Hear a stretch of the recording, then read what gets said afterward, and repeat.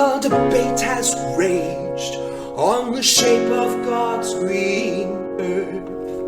Is the ground curved and round, or is the land flat as a pan? Or perhaps we're on the back of a turtle. Or maybe this world is eternal.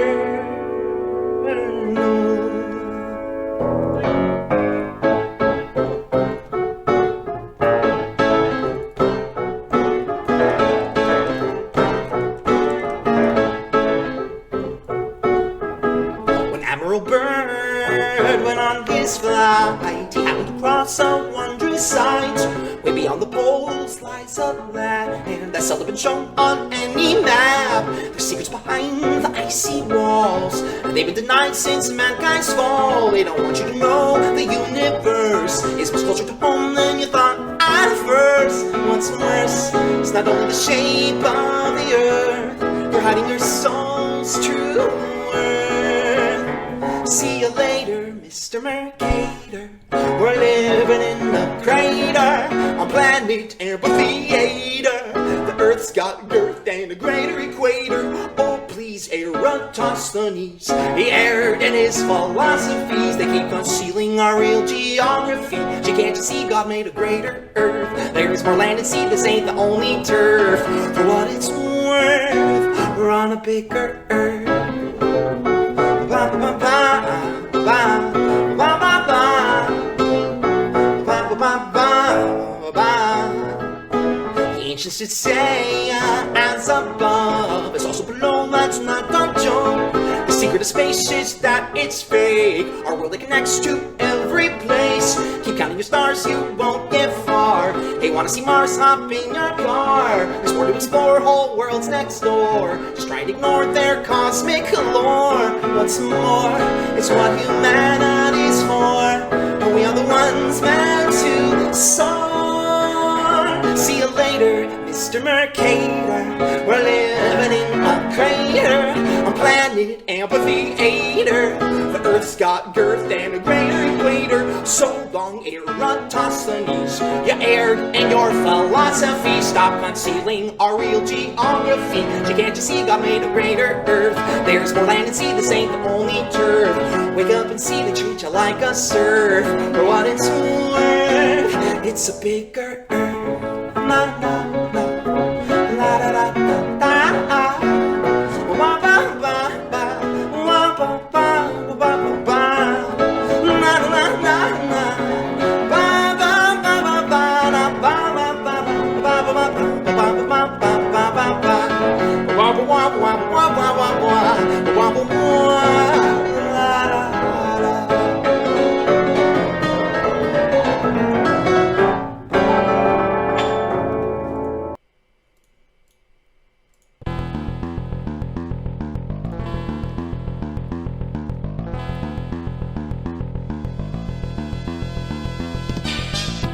You're listening to the Zititic Newscast on the Zititic News Network with your hosts, Dave, and Xavier Diamant. Proceed by inquiry.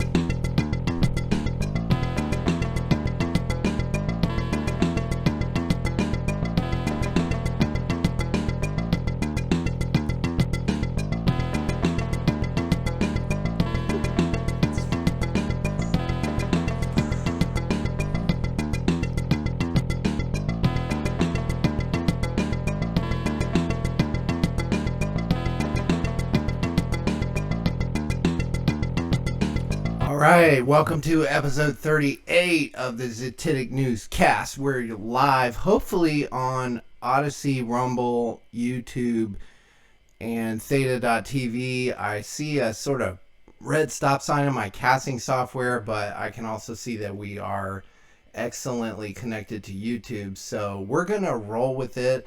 I am recording, so if there are any dips or whatever, we're going to upload the full video after the fact if there are any glitches, but hopefully this goes out smooth. We are multicasting, and we are the first next generation alt news network on the Theta, powered by the Theta blockchain. And we're going to talk about blockchain and cryptocurrency and the macroeconomic trends that are influencing our very own development in many different ways. But before we do that, we're going to just jump right into it. Hopefully, if you're listening to the sort of pre-stream stream, you enjoyed that clip by what's this guy's name? Foundering. Yes. 13.9 thousand subscribers. He's obviously a virtuoso. Yes. On the piano. Immediate protege to Tom Breyer, if I'm correct. Yeah, I love Tom Breyer. If you haven't looked him up, you should. He is a virtuoso rag pianist, and this is my first exposure to him, so thank you for introducing this. This was on the ZNN Telegram as well. Yep. He's got several other excellent songs, a couple of which are only on Odyssey because they are you'll just have to go check him out. Right. He's excellent. Maybe we could even commission him to write that would be amazing. a theme song of some kind. Oh, that would be great. Good idea. He's we give him some D-Fuel. 100%. He's definitely tip top, and because he's had several songs that blew up his subscriber count, and just like that, the growth protection team at YouTube has to come in and short everything into the ground, to suppress the view count, suppress the, in the tech industry, we call them the sales prevention team. Because that's literally what they do. It's like business that you could have, but they don't care about that. They care about the agenda. So, and it's parlays into so many of the topics that we want to discuss on today's show. Not just from a censorship perspective, but obviously he's singing about what? What's he singing about? Yeah, I wonder. Maybe it's the fact that the proposed model for reality has a lot to answer for. Yeah. So it's been too long, since our last show. We've had some scheduling snafus, some potential, we were trying to get certain guests on, and we're not able to secure that, and we have our own lives, and it takes a lot of preparation for these shows. 3-4 hours of solid content requires preparation and coordination, organization, and especially if you're going to have on someone like we had last time, Adam Green from No More News. Yes. That they have their own schedules. They're very busy. Any supposed influencer, content creator, there's just a lot that they're trying to accomplish as well.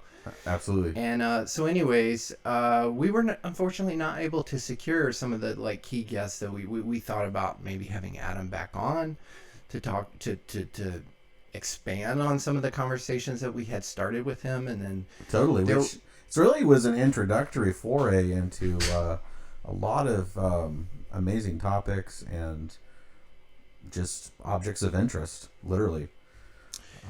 Yeah, and we had installed Adam on the zititic.news home site as a permanent fixture, what I will call from now on a Zititic content creator. Is Zititic a video content creator, someone who is exploring information without sort of a dismissive, out of hand disregard for certain viewpoints because it contradicts the norm, and asking the viewers not to just believe what they're saying, but to proceed by inquiry. Right. And so, we put Adam here right on the live section because he does live streams principally, but there's also a lot of static content available as well. And we just wanted to engage in open dialogue and continue that conversation. But the first topic I really wanted to talk about, since you and I haven't really even It's been a couple months. Been in person together since that time, and That's there've true. been a lot of Twitter conversations and this Definitely. and that have taken place that I thought maybe this show would be good for us to address. Totally. So, I think, initially Adam was pretty silent. We heard from Apollonian Germ. Yes. I think more immediately there was a big influx of people on our Telegram who joined and was like, we heard your interview with Adam Green. We wanted to, we enjoyed that and wanted to see what you guys are all about. And I think the folks who had sort of subscribed, or they've been happy with the level of discourse that we have presented, and some suggested that maybe we have Apollonian Germ on because he is very like-minded in our approach.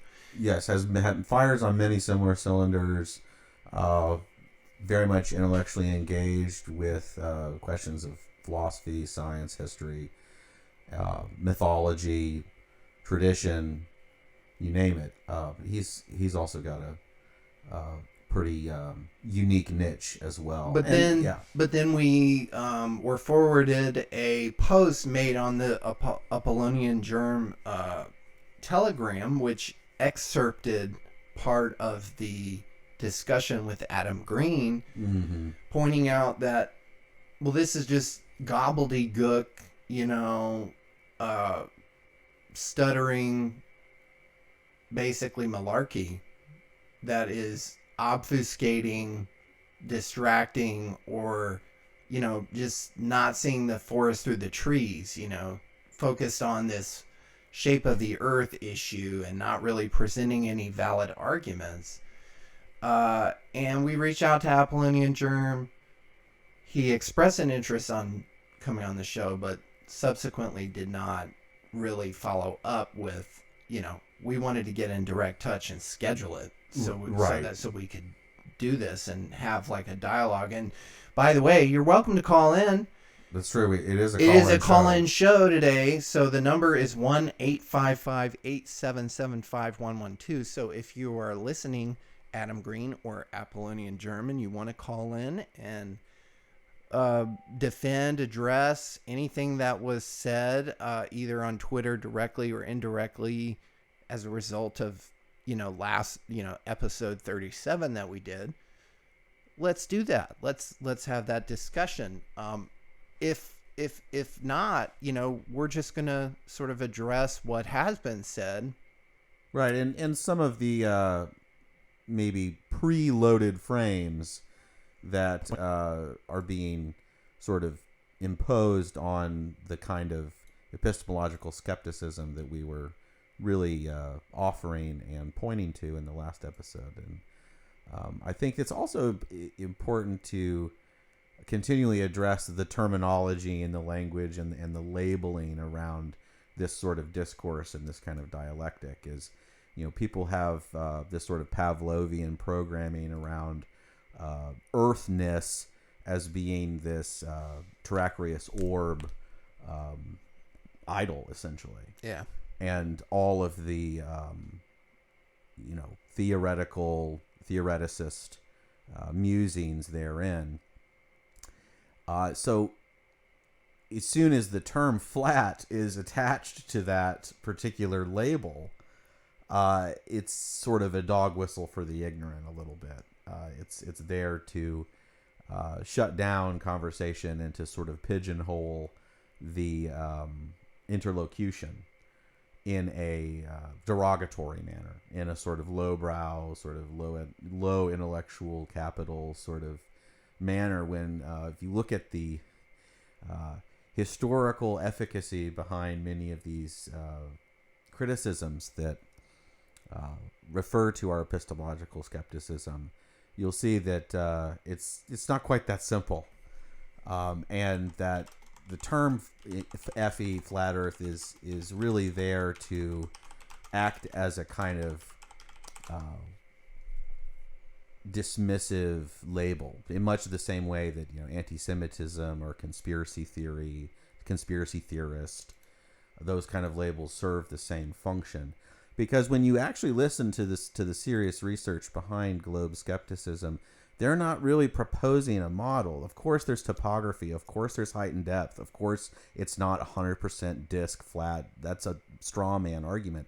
If you really want to steel man the position, you have to look at the criticisms of the existing model in the first place. And if you don't honestly engage those criticisms, then you're coming at it from a straw man point of view. Yeah. I want to stop you, Xavier, because we have had some sort of technical glitch and our stream has stopped. Ugh. Right as you were launching off. I can Now, I am recap it. recording this hard on the disc, but I need to restart my casting software and basically. It's okay. We can just sort of we've had these various blips, and we can always revisit once everything is back online. We're back. Live. And we're back. Sorry for the intermission. Not exactly sure yet where we got dropped off, but clearly we were hitting on something pretty key.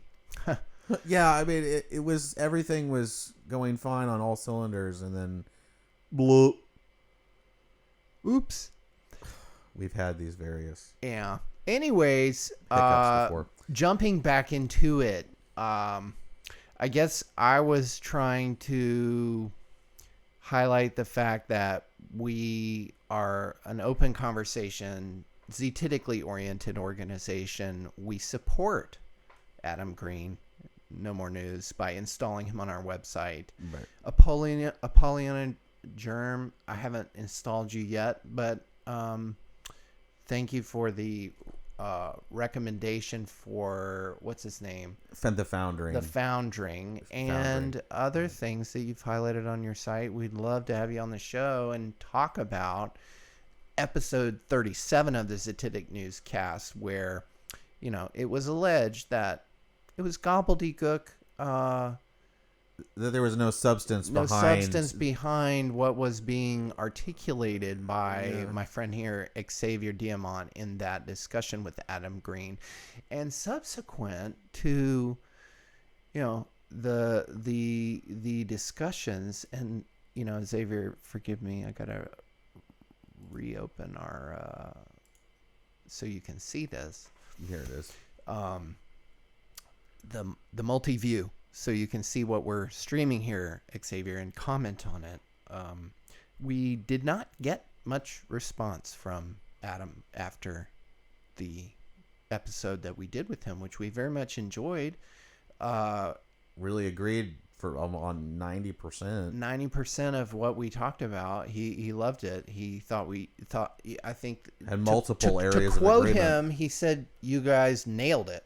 Right. You guys nailed it. Yeah. Okay. But then, we started to see the response from the Apollyon Germ community, and actually, the content creators are in some ways differing from their audiences, because in the Apollonian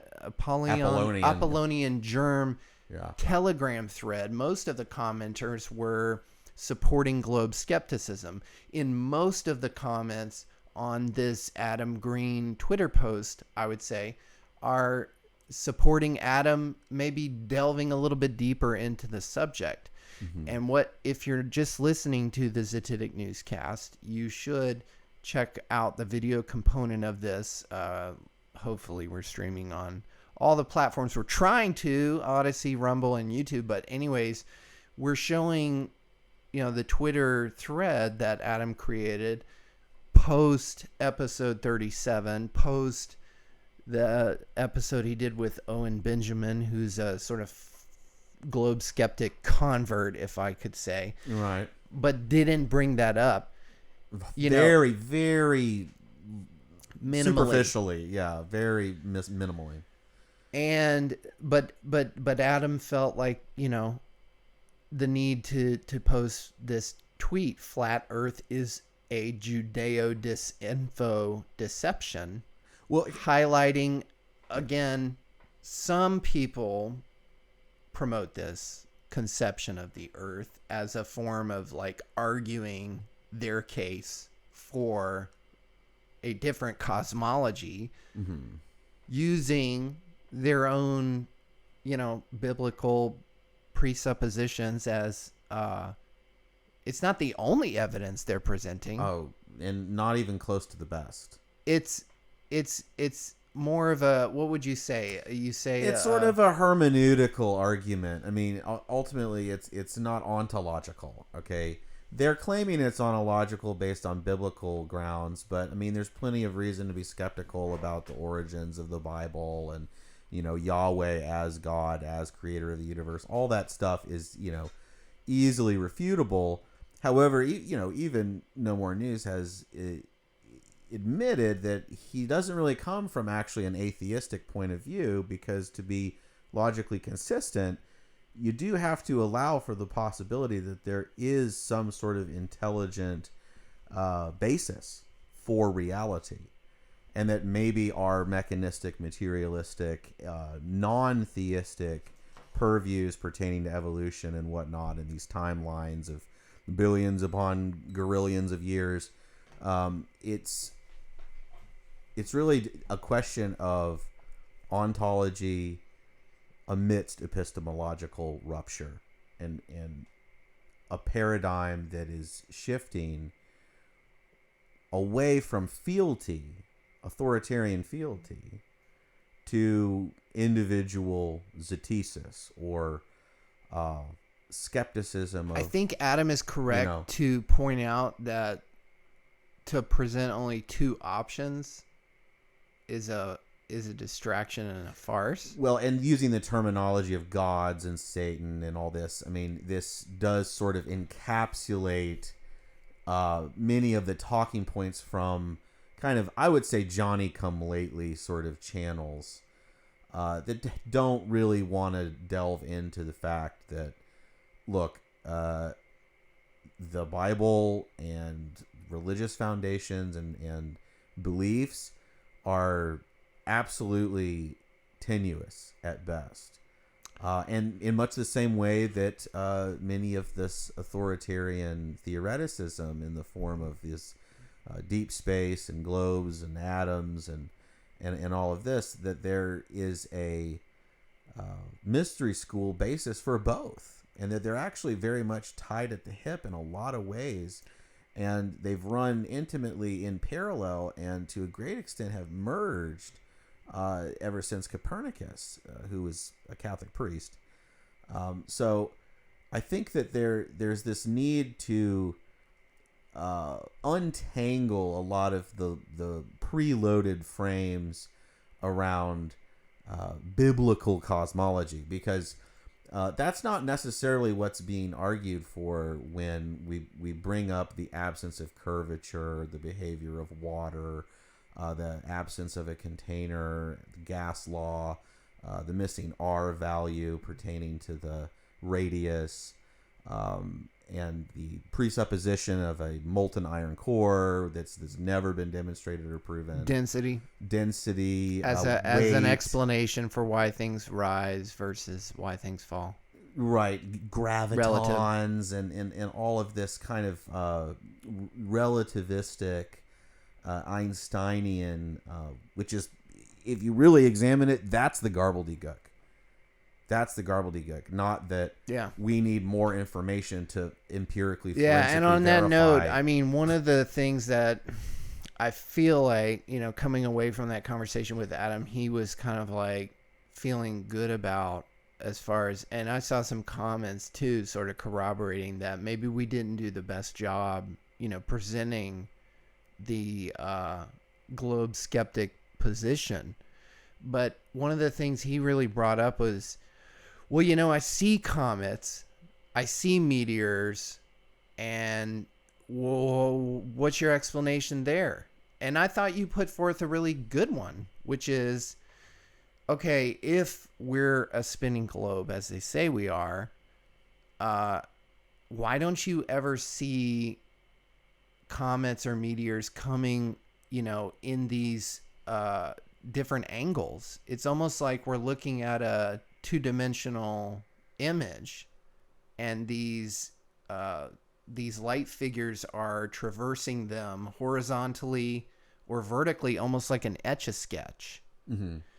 We don't see them coming upward or, terminating at the apex of our view. Yeah. And he just sort of disregarded that or couldn't process that in the moment, which I get, it's a difficult thing to sort of reconcile, which was another part of your point. Because you are inculcated from a very early age to believe in this sort of conception. And so you almost mold what happens within that conception to the presupposition.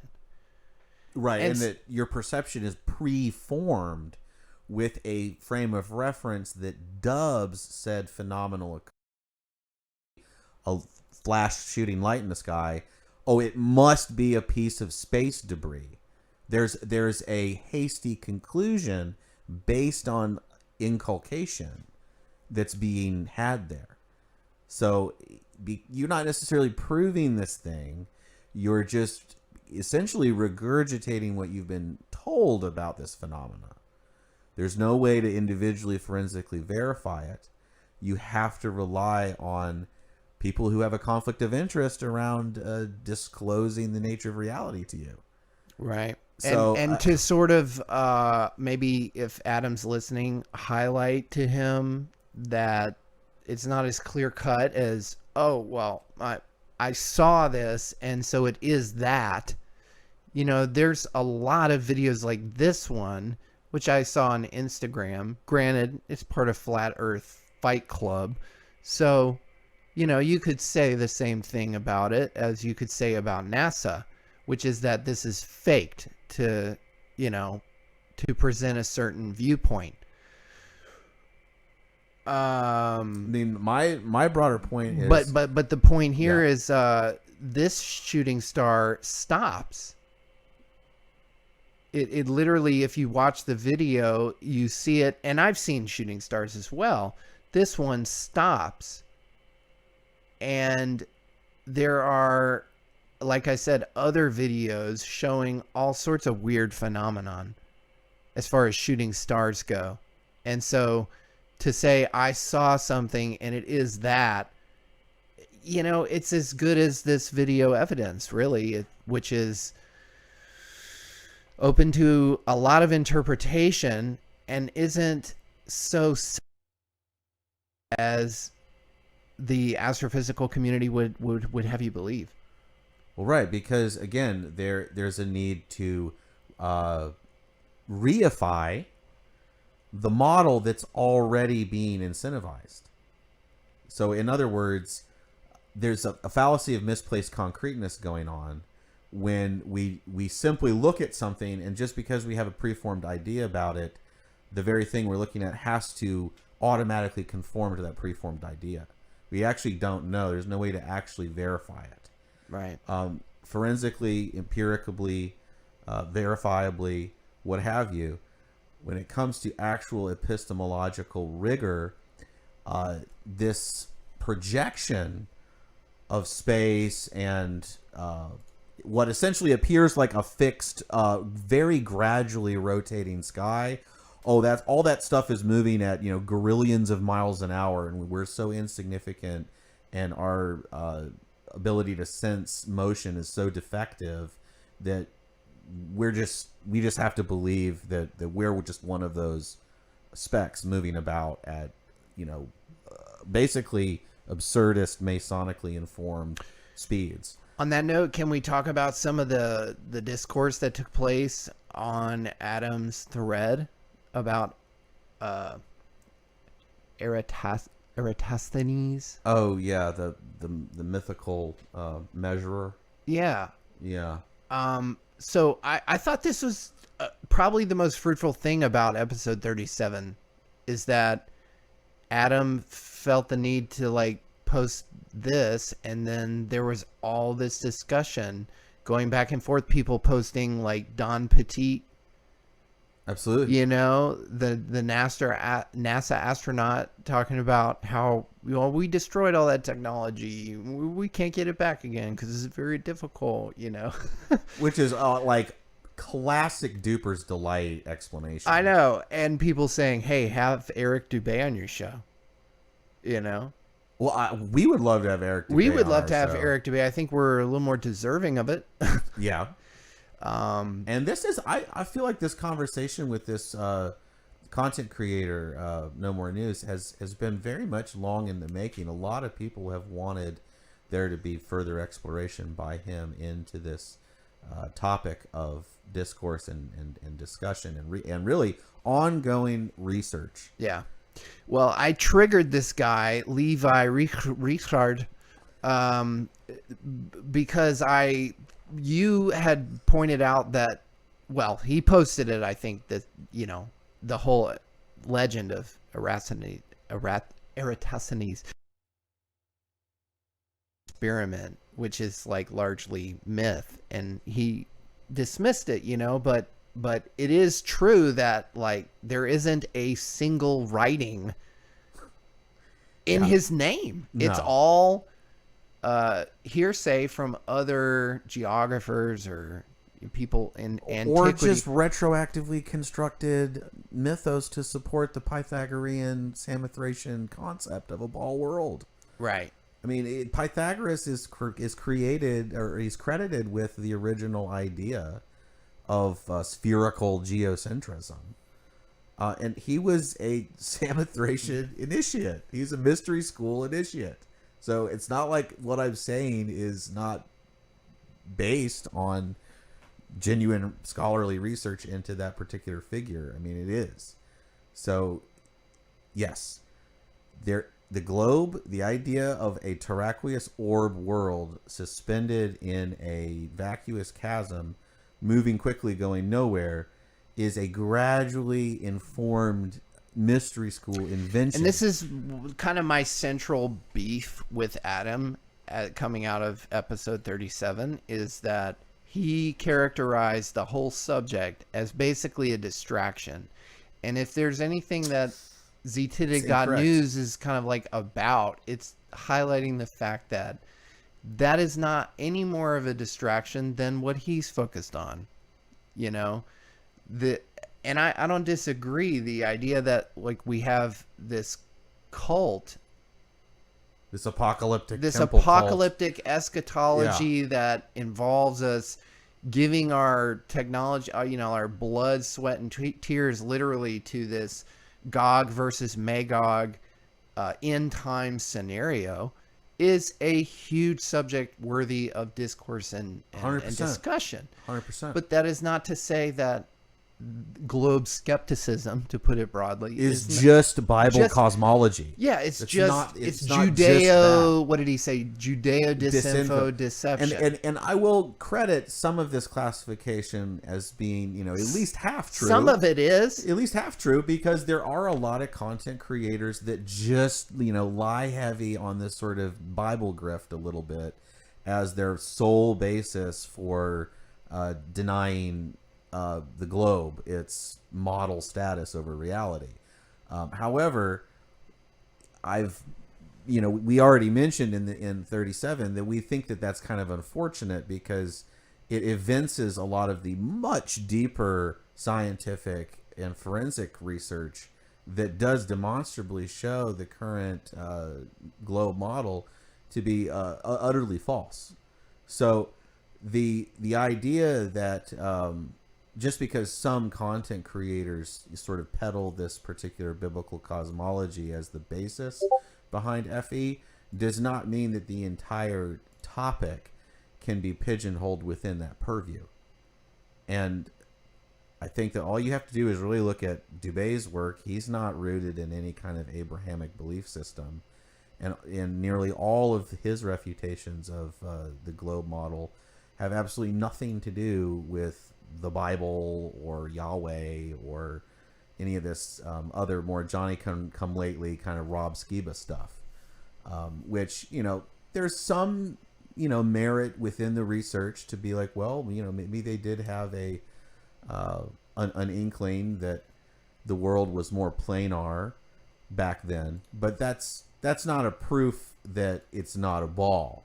So I understand the burden of trying to demonstrate that it's not a ball by using that kind of dubious evidence. And it is true that a lot of flat Earth channels, they are proud of that term, and they, you know, wear it big and bold and boisterously, and they use it as a basis to support their pre-existing belief in a higher intelligent designer who they dub to be, you know, Yahweh, et cetera, et cetera. But historically, really, Yahweh is a nationalistic God that only after Christianity became to be called the God of the universe. But being consistent, it is still the case that while there may be a superordinate being,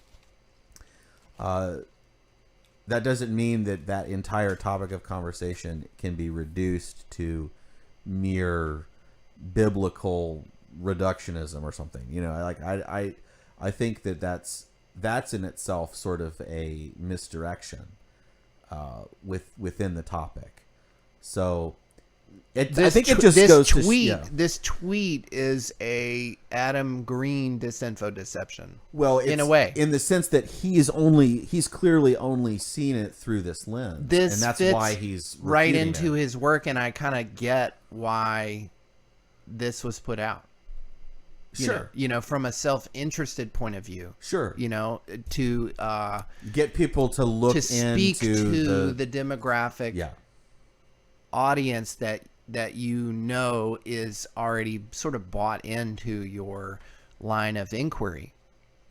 Well, yeah, the problem is it's an extremely low resolution understanding of the topic to merely reduce it to a matter of scientific ontology versus biblical cosmology. Clearly, scientific ontology is better. It's as black and white as Coke versus Pepsi. It's sort of a straw man characterization, basically.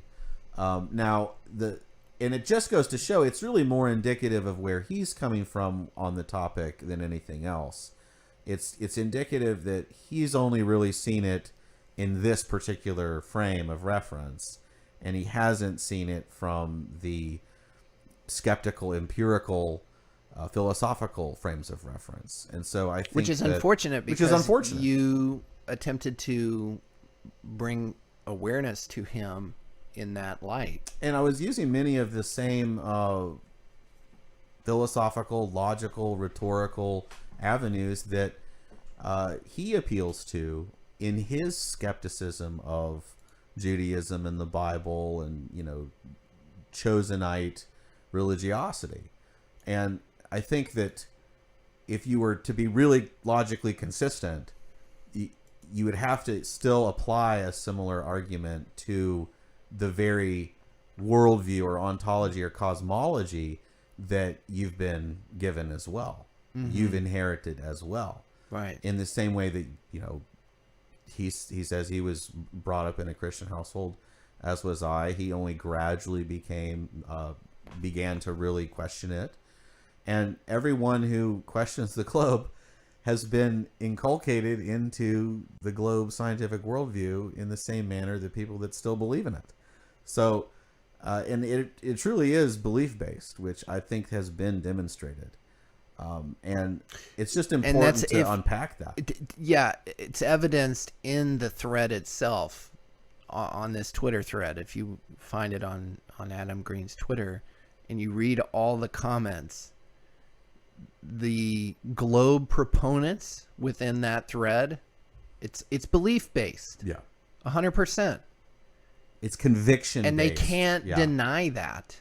They have a conviction, and thus they have a cognitive bias in only interpreting data in conformity with this misplaced concreteness of this ball world. I mean, come on. Do you really think that rain clouds in Australia are falling at perpendicular angles to rain clouds in Canada and in Newfoundland? Of course. I mean, that's what that you have to defend antipodal orientation of things if you're going to uphold a discrete ball. I was world. reminded by my child today in anticipation of this show, one of the earliest childhood nursery rhymes that is very relevant to this whole discussion. And it begs the question why we stopped wondering these things. Twinkle, twinkle, little star, how I wonder what you are. Up above the world so high, like a diamond in the sky. Twinkle, twinkle, little star, how I wonder what you are. And but Neil deGrasse Tyson is going to tell you what it is, and you're going to stop wondering. Oh, we have that figured out. Yeah. With that, we do have a caller in the queue. And I think this is a good opportunity to let them drop in and potentially share their take. What do you think? Go for it. Absolutely. Let's All call right. in. Area code 978. Thank you for holding. You've been holding for 52 minutes. Hope you've been enjoying the show and didn't experience any glitches. I'm going to drop you in here and see if you're there. Hi. Yeah, it's having fun listening. It's funny you break. Well, first of all, this is Riley. Remember from I think February. Now it's What's up, my figure? Welcome Did you hear to me? the show. Thank you for joining. yes. Well, you mentioned Neil deGrasse. What was I gonna say? deGrasse Tyson, and I remember I was looking at this. I think I actually posted this in the Telegram where I said where it was something about how he was supporting Soylent, and what was I gonna say? I remember there was a few months ago when, in an attempt to save money, I got a set of Soylent, and I noticed that when I was drinking it, I found myself getting really angry all the time. And there's also signs that there's estrogen as well as sucralose blatantly in it. Right. So it's to make the claim that it's more healthy. And not to mention the other thing that worries me about Soylent. I mean, they joke about it with the title, but what was I going to say? If you ever seen the movie Brazil, for example, or Demolition Man, in every dystopian society, they take away solid food basically. Absolutely. No, that's yes, Soylent Green, all of that. I mean, I think that there's quite an interesting play on words there, because lint means waiting, and Soylent is really made out of people, and so we're basically waiting to cannibalize each other at some point. The more we relent and acquiesce to the scientific authorities telling us that regular agriculture is racist, and we need high-rise pack and stack farms that are controlled by Bayer Pharmaceutical.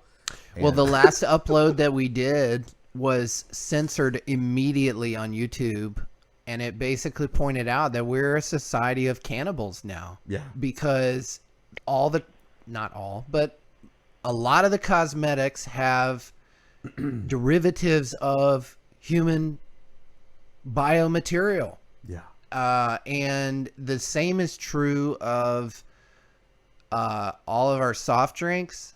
The flavor enhancers, they're all developed with cultures that they've been developing and harvesting for 60 some years. The vaccines contain WI-38, which is a cell culture line of an aborted fetus, a baby, a baby's lung tissue essentially, and they are, whether you're eating it or you're snorting it or you're rubbing it on your face or you're injecting it. That's you're consumption. Consuming it. Yeah. We're a society of cannibals. I think Soylent Green's another Soylent whatever. I've never even seen a package for it. I don't know much about it except there's that clip from what movie? It's people. Well, it's also, there's a new kind of classification for this type of so-called science that seeks to essentially replace food with concocted laboratory chemicals and whatnot. And it's really soyance. Trust the soyance. SOYIENCE. And the globe, that is some hardcore, proto-soyance right there. And going back into the modern day, food. They're trying this to take is away, also a big, trending topic too, because Tucker Carlson, that evil white man, has got some series out where he highlights, testicle tanning as a trend because men are trying to get their testosterone back. Why? Because their testosterone has been destroyed. I mean, it's not just Soylent, but alcohol is a huge phytoestrogen. There's phytoestrogens and all that. There's phytoestrogens in the plastics, which, basically counteracts your testosterone. So some indication that wireless signals, Wi-Fi, extended exposure of that has the body generate xenoestrogens that have a similar kind of chemical reduction. Well, there was a big report out recently about the wireless technology, the wireless earbuds, like the AirBuds and stuff, like having I'm not going to cite any numbers, but they're in the articles you can find, about, it's just massively more electromagnetic radiation than you would find in the background, and its effect on the brain. And in episode 37, we did talk about the danger of the technocracy wanting to control people's thinking, and that being a basically end goal for a lot of this Great Reset stuff, is people voluntarily, just in the same way that people create Facebook accounts that is essentially an imperial probe droid, and that you log into and you self-surveil. Their dream is essentially for people to accept technology that allows for thought censorship as a form of public health. Yeah, we actually, I can't find it right now, but we retweeted a tweet by Ann Tartary, which is a Tartarian-focused Twitter group. But they had posted some patents to television electromagnetic technology that was demonstrated to have an influence over your brainwaves and to influence the subtle, they even reference like subtle fields of a human being in a way that sort of puts them in a trance. So like that was another thing Adam Green like just sort of dismissed outright. Oh, so you're saying we're in a hypnotic trance? Yes. Well, Adam, you're saying the same thing. You're saying the same thing in a way. I mean, when about the religious cult of Judaism, etc. That is a trance, is it not? Yeah, it is. So why do you think you're exempt from being in a trance from some other, not necessarily Judaic related? I mean, it's Judaic related, but like technocratic, cosmological. Why wouldn't the public school want to put you in this cosmological box? That's such an obvious conclusion for somebody who's skeptical of the mainstream narratives around the mainstream traditional religions. Because the power of suggestion and association-based reinforcement, inculcation, peer pressure, test taking, the grade gun, all of these things are used to reinforce allegiance and adherence to a specific worldview that is being doctrinally disseminated to you from the time you're like 5 years old. I think, one thing I noticed, like, particularly like around the time I finished high school, was that like there was a lot of this, like I feel like a lot of people have this thing where like they want, like they at least claim to have the desire to like strive for freedom or fight against the elite, but it's just that like they get a false idea of that. Like, for example, claiming you're a protester for being a part of Black Lives Matter is a perfect example of that, where like, and like, what was I going to say? I remember when I was in high school in my last year, which was 2015 to 2016, the teacher, I think the civics teacher, who was like the most political teacher, he like claimed to not be, you know, biased, but like he would literally, not only would like would he only show news sources from like CNN, but he even went as far as like posting like John Oliver videos or like Samantha Bee videos, the comedians, and kind of just like being like, I'm not making any moral claims, I'm just saying like this is what's going on in the world. This is the way it is. I think he also showed the Michael Moore documentary attacking Trump, and like I feel like that teacher himself was probably just doing it because he was forced to in the curriculum or whatever. But like, it's like people like if it's like technically if you were to only be shown a source like that, by that logic, I can see at least maybe a young person thinking why they would come to like maybe side with a bunch of centralist ideas or left-wing ideas. But it's more so like the problem I think is you get like when people get very arrogant over their beliefs, you know, they assume that somebody's ignorant when they say like they don't like Black Lives Matter or something like that. And of course, ironically, that's sort of what those who are in power want people to feel. Yeah, Riley, I mean, I was a sophomore in high school when 9/11 happened. And to your point, we were ushered into a room and we watched on CNN what they said happened. Their concoction of what happened on 9/11. And for years after that, unless you were like super high IQ and already sort of questioning these things, that's what you went with. And it was only after, many years after, for me, that I was like, what? No, that what?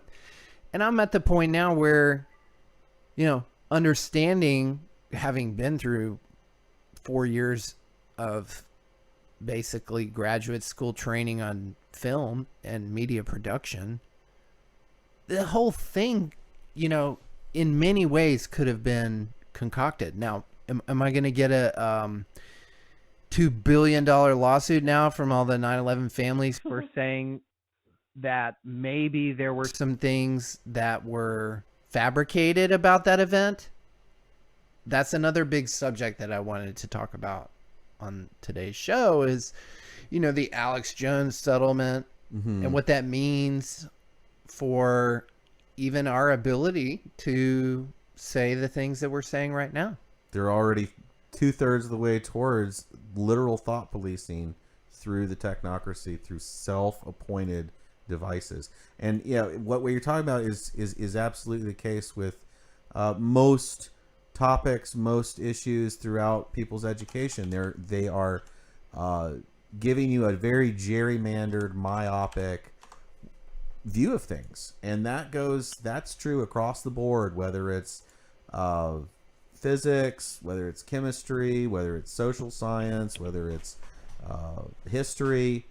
It's always through an establishment myopic purview that seeks to reinforce the very attitudes and worldviews that support the ongoing growth and health of the state, the establishment, and the broader world consensus that is counterfeit. It's a counterfeit reality. I just am, honestly, it's selfish. It's maybe wrong to be excited by these developments, but to see Alex Jones on the public stage being sued for this obscene amount of money that exposes so much hypocrisy, and then for Kanye West to say what he said, we don't even have to play the clips. Like, and people know it. Yeah, you know what he said. You know, and then now the George Floyd family members are going to sue him for $250 million. But, he's going to buy Parler, and Elon Musk, you know, I'm going to buy Twitter and see all this.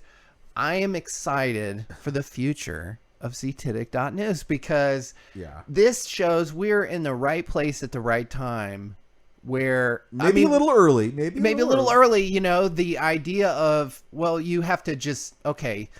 So PayPal is it's a private company and they can do whatever they want, which means they can censor your free speech. Well, okay, if you're a retard, you know, you're going to endorse a company that believes that. Obviously, you're only going that way because they agree with your political ideology and you're okay with that. Obviously, if they were cutting you off, you wouldn't be so cool with that. But the net is people are continuing to move in this direction, which we've been predicting. Yeah. To, okay, you got to have your own platform. You have to be your own infrastructure provider. You have to be your own financier. You have to be your own bank.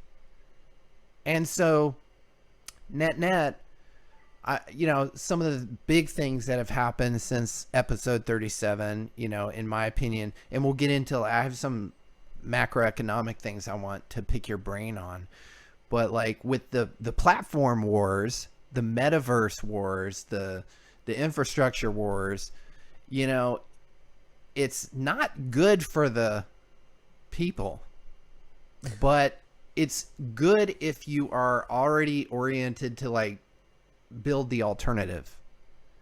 So like Kanye buying Parler, Elon buying Twitter. In my opinion, they're late. Well, yeah, and because they're buying something that was already built.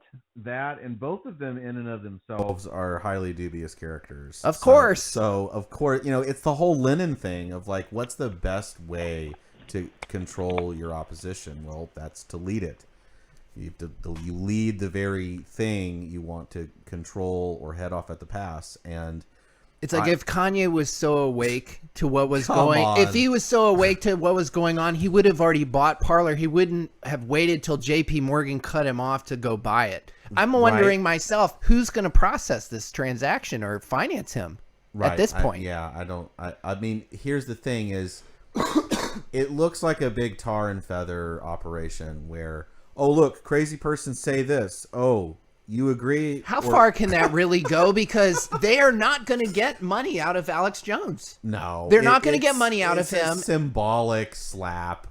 It's basically saying, you are the disinformation dictator. You know, we're going to stand up to you. It's just more PR shit, which kangaroo court stuff, actually, in a sense, like you could argue, underscores your kind of thesis at this point about Alex Jones is what this promotes his brand. Right. It promotes his brand. It does. Like it inspires people to go buy more products from him. That, and it also basically mainstreams him. Oh, and it martyrs him. It martyrs him. And he gets to go out on a big public platform, you know, wherever, and basically call out, Kvitch, how corrupt everything is. And I mean, the second I saw him on Piers Morgan, what was that, back in 2016? 1776, welcome in again. I mean, I was like, okay, that seems like some occult thespian stuff, you know, where he's going on this huge platform, you know, admittedly a dwindling one, but especially at this point. Yeah. But back then, it still had a pretty substantial viewership, and it was almost like that was the moment where the mainstream was starting to migrate towards this kind of alt light, and it was kind of like either you loved Alex Jones because of that thing he did on Piers Morgan, or you hated him because of that thing that Megyn Kelly did with him. Either way, right? Either way, so polarized. Either way, he's a household name. It's right-left paradigm writ large, really. Right. What do you think, Riley? Oh, well, it got me thinking.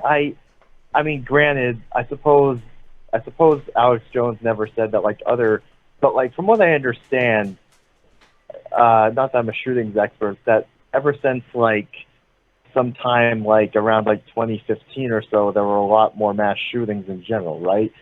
Because the thing is about that is if they're so concerned about shootings, why is it I find the fact that they're so hung up over any incident from so long ago to be particularly to prove that they don't care about Sandy Hook. They care about Alex Jones. Well, that, and it's like this fine is supposed to resemble, punishment for the cruel and unusual punishment that these parents went through for being, basically questioned about their, children's death.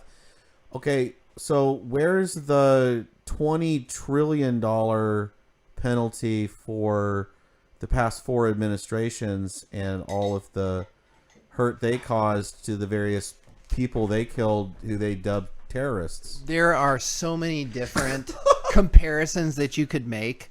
So many. One of them, I was curious. What did the big banks pay for all the narcotics money laundering that they admitted to and were fined for? Half $1 trillion. No. Yeah. They were fined. As far as like billion or something, but they were fined $2 billion. Oh, that's cost of doing basically business. half of what Alex Jones was fined for, and all he said were some literally zetetically oriented questions about, Yeah, it's like, do you doubt things that were weird about? I mean, legit, they were weird. Let's just look at other so-called shootings. Let's see. The Las Vegas one. Did you look into that one? Yeah, the only guy really looking into that, I think he got killed. Oh. Suicide. No, I forget. Oh, yeah.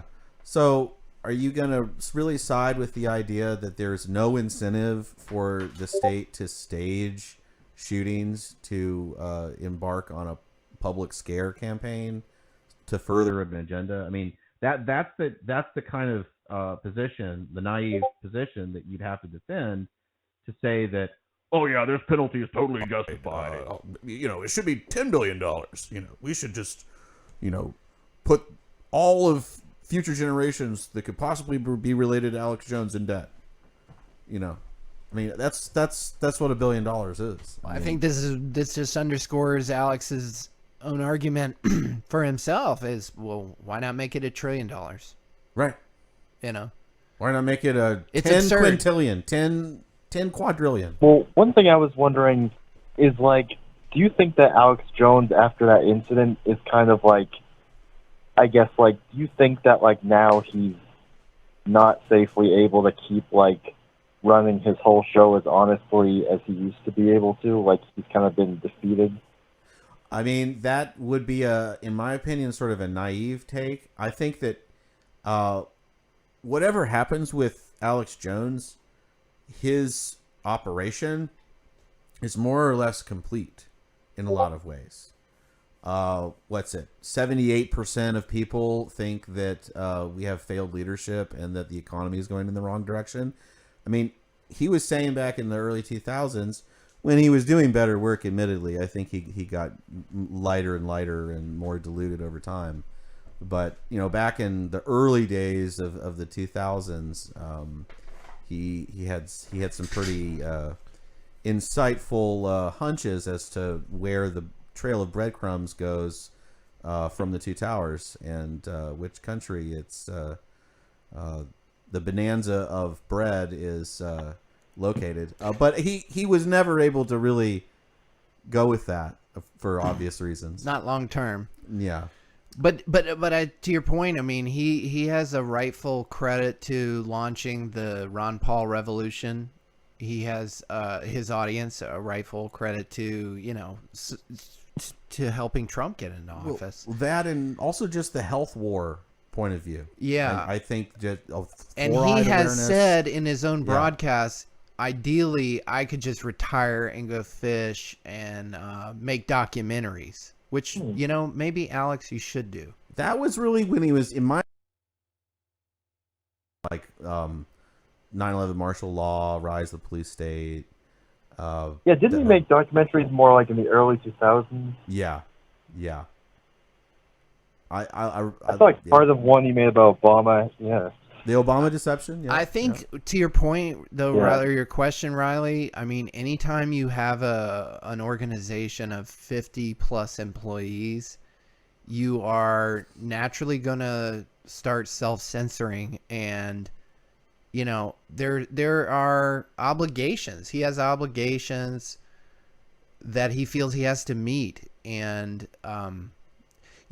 we actually this was a good discussion on our Telegram channel about Adam Green being an agent and how one could potentially be bought off. And I asked the question, well, because someone was alleging that Adam was an agent in the Telegram. And my question was, well, how do you think he was actually bought off? And I think the same question is valid for Alex Jones as well. If in fact you do think he is a agent, because the Hollywood the Hollywood conception is like some shadowy figure comes into your office or pulls you off the road and makes an offer you can't refuse and like threatens your life and that sort of thing. Not to say that doesn't happen. Not to say that doesn't happen, but I think there's a more subtle influence that happens when you actually gain an audience and become dependent on the audience's donations or whatever, they're buying up products, such that even if you tell yourself, I'm maintaining this sort of, when you start to receive donations or purchases that are substantial, and then you also see those same people making comments or writing you mail and telling you how they think you should be running things, it has an impact. Definitely. Because at the end of the day, these people are human beings, and we're all influenced by the other human beings in our life. So, well, I think that, I think oftentimes too, it doesn't always matter as much. Well, I suppose in the case of InfoWars, Alex Jones has been a very important figure for a long time, but I feel like it is often better to look at it from a collective point of view, for example, like you said, the company, or for example, like what you just said about, influence, it makes me think of how a lot of the free speech alternative platforms, for example, have all, if you look it up, a lot of them have been reported to have their different hypocrisies. What's it called? Gather was censoring Nick Fuentes, for example. Right. And I think that's because it can sometimes be inevitable to claim that there's ever a completely free platform or completely free news network isn't true by nature. But what was I gonna say? There's actually also one thing I was curious about. I'm not sure if I believe this myself, but I know one thing you've probably heard before is that people say Alex Jones, they claim to have some evidence mainly based off the look of his teeth and his weight, that in 1998 he was replaced by somebody. Well, this is actually a one that I'm fairly familiar with. Is the Bill Hicks thesis, which is that Bill Hicks... Oh, right, that was who... Yeah, I forgot about that. And I mean, hey, that's a satiric kind of investigation. I mean, if you look at his close friends, many of the networks that Bill Hicks was associated with, steeped in the occult, steeped in deception-based magic, is it beyond the pale to imagine that he got tagged and they were willing to put a lot of money towards him to fulfill a different role than just being sort of a second tier left wing comedian? I mean, I think so. It's certainly possible, especially when you have figures like George Carlin providing a much more sort of compelling cult of personality around his anti-white vitriol that ran through all of his comedy sketches. I mean, he was always blaming, evil, white middle class Republican bankers. I mean, come on. You would only ever see white people in George Carlin's audiences too. You never hear of black people saying that they're fans of George Carlin, even though he claimed to be so sympathetic for black people. It's all about white guilt, This guy Wyatt Stagg is excellent. That. Stick to your faggoty polkas and waltzes. and that repulsive country line dancing shit that you do. And be yourself. Be proud. Be white. Be lame. And get the fuck off the dance floor. Now. Except he just outlined, several European traditional dances that but we occur on dance floors. Be proud, but get the fuck off. What? No, it's y'all don't have any culture. All you can do is appropriate culture, but your native culture is lame. Yeah, it's lame. You see Right, that? it's lame. Yeah. Yeah, see that? So this broader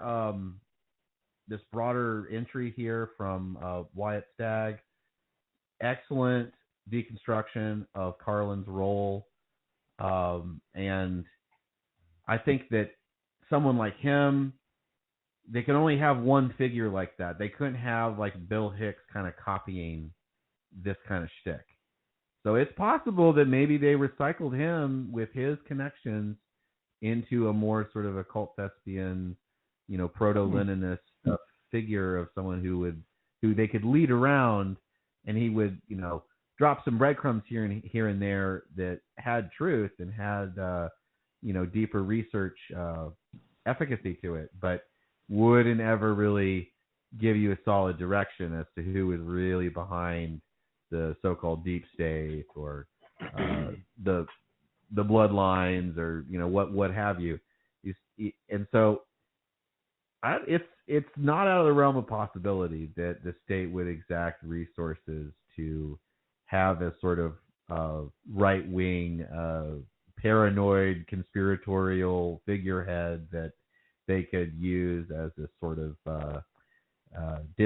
discreditation tactic later on down the line. And I think that's what they're trying to do with this whole lawsuit thing, is to basically tar and feather anyone who's ever supported the kind of research that he's brought to the table as just being a hurtful disinformation lunatic. Well, it's easy to see how courts will now classify speech as violence when the kind of soup du jour ideology, which is being pushed by the mainstream media, classifies silence as violence. So if silence is violence, speech is, easily in that category. Well, and what's more than that, it's a double standard, because they'll look the other way when there's real hardcore physical violence being exacted against certain more parts of the hypocrisy, population. more hypocrisy writ large. So it's do as I say, not as I do, sort of thing. Yep. Riley, any parting thoughts? We're going to take a quick break, and then we're going to shift gears into loss history and macroeconomics. Oh, I was, what was I going to say? Well, one thing I was interested in talking about a little was how, you mentioned a little bit about, I forget the name of the musician, I just had him open, Foundering. Foundering. I was just looking at a community tab of him where he said, YouTube's been, kind of shadow banning him and doing things to kill the views of his channel. Horrible. And what was I going to say? There's actually this guy who I've been following for a while, just this gaming YouTuber who, he doesn't do YouTube for money or anything, but he's had 4 different channels taken down after getting over 1,000 subs. And in his case, it hasn't been as much due to anything that YouTube's deliberately done as it is certain internet trolls who hate this person, who have simply figured out how to abuse the copyright system and flagging system, where this person basically, I won't say this person's name because he probably wants the attention, but basically what happened was somebody who was really obsessively hating of this guy downloaded hundreds of his videos, made a fake account with his name, re-uploaded all the videos, so that when he tried re-uploading his own videos on a new account, this troll copyright struck them and claimed that his videos were his. Wow. Oh my God. Wow. Gosh. And guess what else too? He tried talking to these bots on Twitter that's supposed to be YouTube's service people for situations like this, But it turns out it's just these Twitter accounts that just automatically respond, say, and that just end up linking you to a form that they don't respond to. Into the Matrix, Neo. Yeah. And it could be easily done on an algorithmic level too, because if they flag you for anything, they can just trigger automated processes, such as downloading all your videos, re-uploading them with a fake, and they have plausible deniability to say this is some troll in some godforsaken country which you can't deal with, and you have no way of knowing if that is in fact the truth or it is some Twitter minder or YouTube minder. And come to think of it, actually, well, yeah, that's true. But you know what does give confirmation, I just realized, would be like, Theta's DRM task, like having NFT proof of the video when it's hosted or streamed.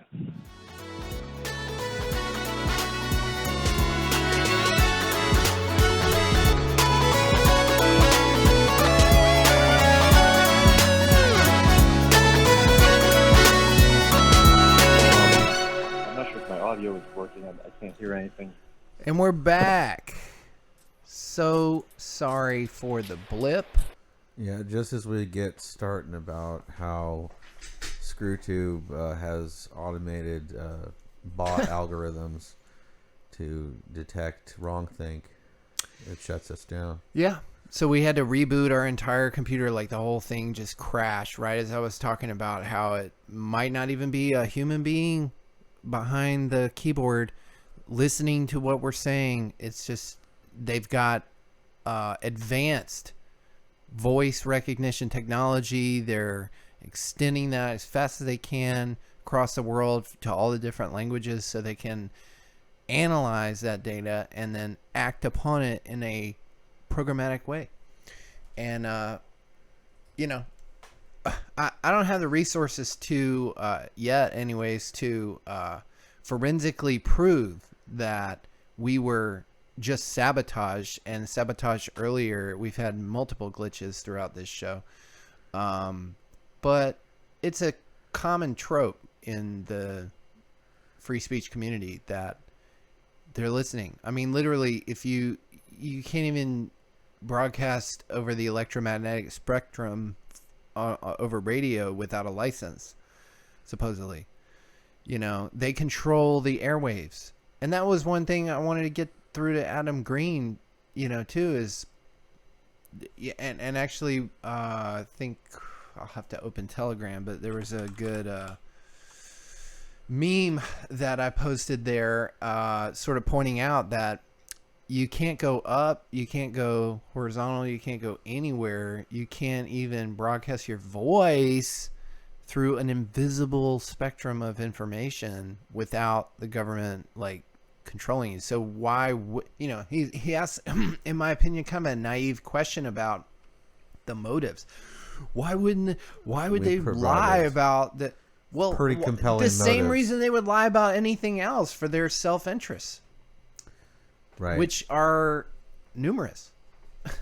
It absolutely replete, and it dovetails in with everything that he's talking about. I mean, he even agreed right before we got into it that, if they could convince the whole world of a fictitious savior, then he could easily see some of these more modern occult charlatans getting away with all kinds of scams and hoaxes.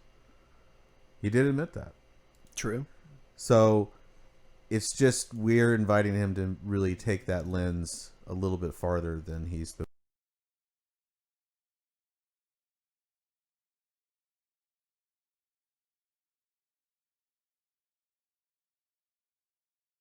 On a lot of different people. We host a call-in line looking for more callers. Really appreciated the last caller, Riley. He's a repeat stalwart listener, supporter, and came up with some great points, insights, inquiries.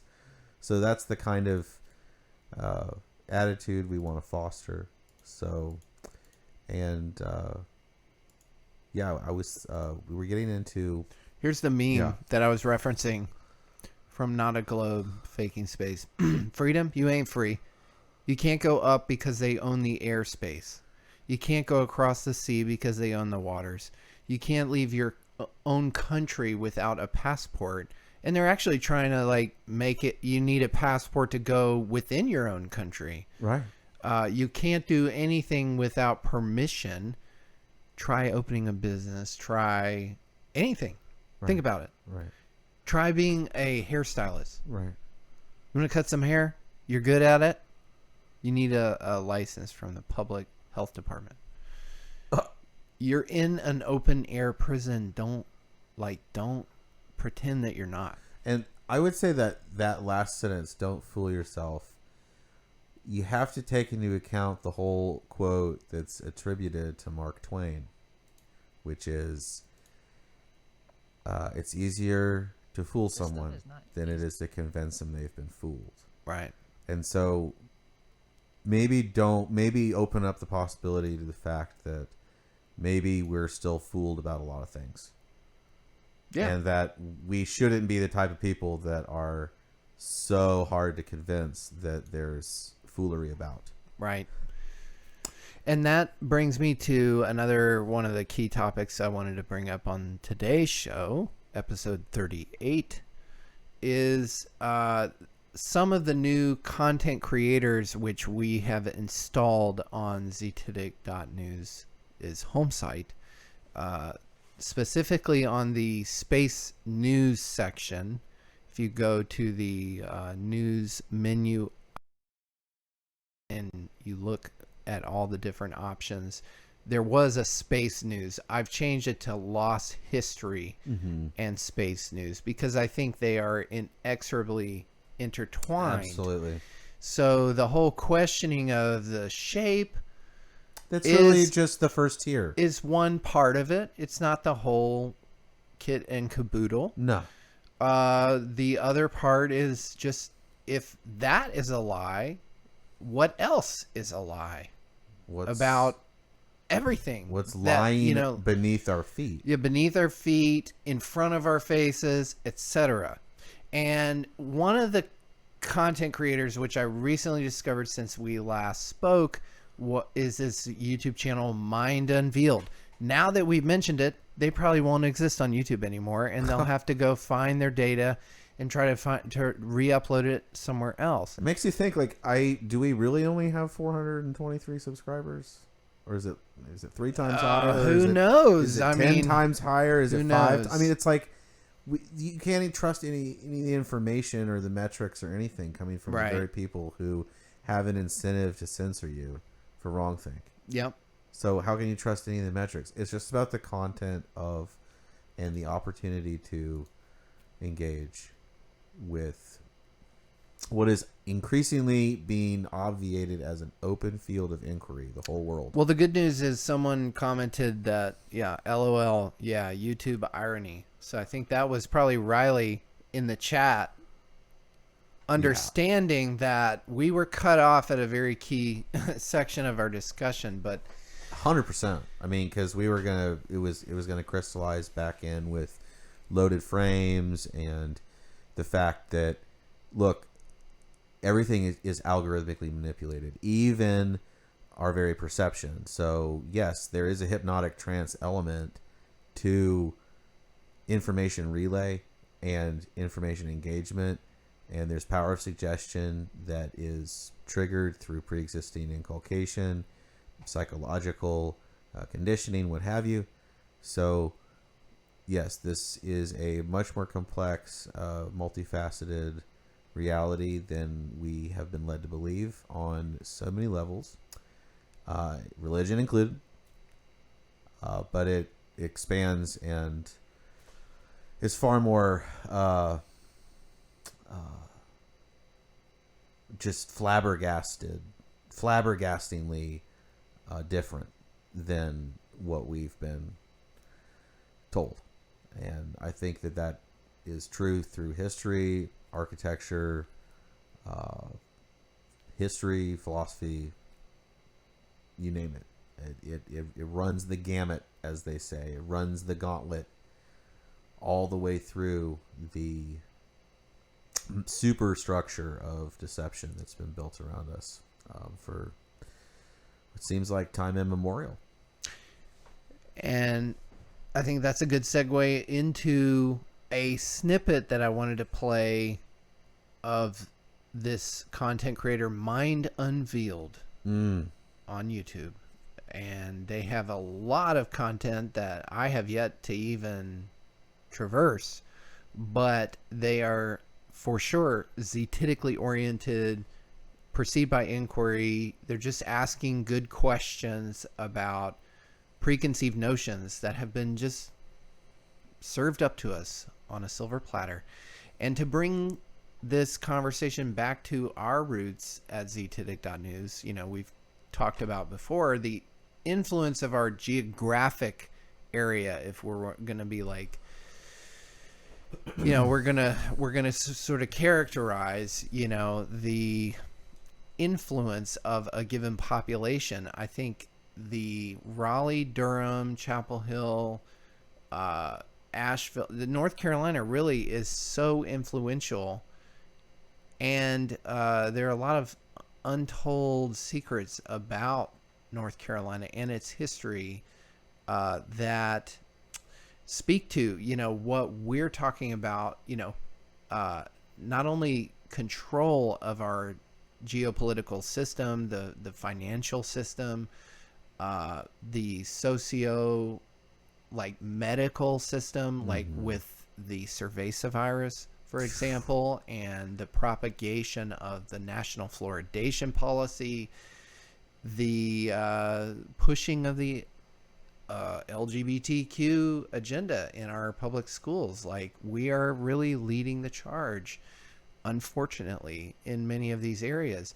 But MindUnveiled did a specific, like, almost 2.5 hour special on the Biltmore estate in Asheville, which we have talked about Crucial. on previous episodes as being a good example of this insane architecture that just seemingly appears out of nowhere over a very short period of time in a very, let's say, primitive era of technological development, which would make such a structure, which has really not been replicated since then, seemingly impossible. And I've been to the Biltmore estate, you know, not only on a field trip, but in family trips and so on. And I always come away with that very impression. Like, how did this happen? How did this get constructed at this time? Wow. That's like almost the tourist attraction itself. Is you get a brief glimpse, a little shard of information about this incredible house, which Supposedly has nonsensical proportions and purposes. You know, you're told this story about this artistic, this art collector, this eccentric of a wealthy family. Right. But then you're also supposed to believe that that same family doesn't really have the same kind of material wealth as, say, someone like Bill Gates anymore. Right. Even though, you know, Anderson Cooper is sitting up there at CNN and he's an heir. You know, it's just like something's not adding up here. Sure. So I want to play a few minutes of this. MindUnveiled, Biltmore Unveiled, Vanderbilt's Underground, Asheville, North Carolina. And I highly recommend you just listen to the whole thing, because they start with the whole Vanderbilt family story to, you know, their trajectory to prominence, how they acquired their wealth, so call it, and then what they started to do with it. And it's Right. Maybe I'm just a bit retarded, but when I go there, that's all I'm asking myself is like, really? This guy, this is just a little tiny bit of wealth that he had, and this is what he constructed. Yeah. In like a hobby sense. Like, oh, they just had this, like, during this weird period, this fancy for building mansions. out of nowhere. It's just so bizarre. And yet they're so glorious, and yet went so quickly out of style that even people hints that maybe had a more traditional sensibility with way more wealth could not even begin to establish costs for what it would take to reconstruct it. It's highly conjecture when you talk about the cost of the material wealth. Comes into the whole question of the narratival construction of world historic individuals and family dynasties, and how much of this history is factual and how much of it is counterfeited and superimposed onto everything is on the table for dissection. So definitely, we're going to play a few minutes of this. Check this out. Easily accessible, and you are most likely to hear it from a local legend. No one knows the answer. It's almost as if it's lingering on everyone's mind, but no one knows, so we just all accept the mainstream history. But deep down, we know that there has to be something more. There have been rumors of there being secret passages beneath the Masonic temple since its supposed construction in 1915. This is a well-known legend, and eventually, a paranormal investigator went to investigate with thermal sensors, and he did indicate where a tunnel would be near their own private bowling alley. But it would require excavation, which the members won't allow. So now it's basically blocked off because so many people tried to go see it. The local historians are just a bunch of skeptics, saying that no, these are just a few tunnels, prohibitions, blah blah blah. Man, these historians have no clue how to think. They just read the books and they have rote memory. That's not thinking. That's not comparative research. That's just mindlessly parroting the mainstream narrative. There's plenty of physical proof that shows multiple underground chambers in Nashville that everyone can see for themselves. Why would there be a door in a basement? Throughout the 20th century, different businesses and their owners would renovate and modify this old building. What did you think the first time you walked in this building? How we're going to do this? Because it was cut up into all kinds of small offices. Before this, it was the city and county parole offices. So everybody had an office, and all that had to be torn out and got down to the bare minimum. It's come a long way since it's when we started this project to become a restaurant today. So. It turned out the owners of these old businesses decades ago would not rip out any old renovations. They'd simply add layers of construction. Sandblasted the original brick. We took up 3 layers of hardwood floor to get to the original. Literally 100 years of, I guess, progress rolled back to the original state. Nature. And the developers didn't realize the significance of what they'd find in the basement and how it would spark their creativity. This just kind of jumped out at us. This giant tunnel in the basement made its history clear. The Pax Tavern basement features an old entranceway to a tunnel system that was used to run bootleg liquor underground between downtown Asheville buildings. The entrance features 2 heavy iron doors. Stuart Coleman gave us a tour. This tunnel here, it had access to a series of tunnels on the other side, and it had a double locking mechanism that locked. You lock inside. You lock yourself in and you lock other people out. So these tunnels, were they really a secret to the authorities, or were they a secret officially, but everyone knew what was going on down here? They were not secret because they run even under the Masonic temple, and they run up here in front of the Biltmore building, and they discovered them in the park when they were redoing the vitalization of the park. There was a series of 4 tunnels that crossed over each other, and they were severed also by utilities. So let me just remind you guys, you can go on the Wikipedia page and read about the mile-plus long tunnel that they dug just to run electricity to the Biltmore estate from a river or something. A first of its kind, by the way, with like Edison's involvement. Okay. This is with horse and buggy technology. Let's play the rest of this clip. No So hydraulics. it's kind of a similar video, but did you hear what that guy said? What would be the implications of there being tunnels that go all the way to the Biltmore? So this is what they tell us. They just built this whole city, which is completely on a hilly landscape with all these interconnected underground tunnel systems, basements with doors, a supposed subway project. How the heck did they do that in 1880 in such a short time period and no one's gonna ask any questions? Subterranean levels to a city imply that there were actually the lower level of the building. I know that is not what we're taught, but why else would there be windows and doors in a basement? It's almost unimaginable because the alternative theory is so drastically different from what we have been told in our schools. Our programmed minds trained to react when faced with such cognitive dissonance must label the material as ridiculous, a complete fairy tale.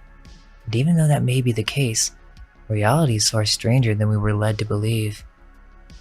I don't think we know everything about reality, and we deserve to question what we were taught in mainstream history. Do you believe everything we're told about the robber barons? To be honest, I don't, and I deserve that right. They have the burden of proof, and I'm just not convinced. I see red flags everywhere I look, and now that I look at this whole subject with new eyes after looking into Tartaria for so long, you can clearly see that this is some type of propaganda to some degree. I think we can all, or a large majority of us, agree on that statement. They were celebrities, right? They were married to state politicians, right? Let's ask these questions, as it does seem that many people are beginning to wake up during these times. With that, we go to the final chapter. It's a huge, very compelling area of inquiry that again is ongoing. It's expansive, and the implications are vast. They have multiple. MindUnveiled on YouTube has multiple exposés of the. I'm trying to remember what they call it exactly, but it's that. It's like the reprogrammed, and it's this whole trend in the early 1900s, late 1800s of building orphanages and mental institutions for the societally unfit. And I think their overall gestalt is that this was like a reset program. And right. Basically they reprogrammed a big part of the population. And it makes me wonder, because the oral history of my family doesn't really go back that far. Even though we supposedly, have written history going back at least 5,000 years. Yeah, makes you question the veracity, efficacy, and reliability of dating really much of anything. On that note, there was another subject which came up for me between episode 37 and now that I wanted to highlight in this same vein, and that's the Taj Mahal. Yeah. I sent you several messages about that because I had thought about it before. I just had never really delved into it.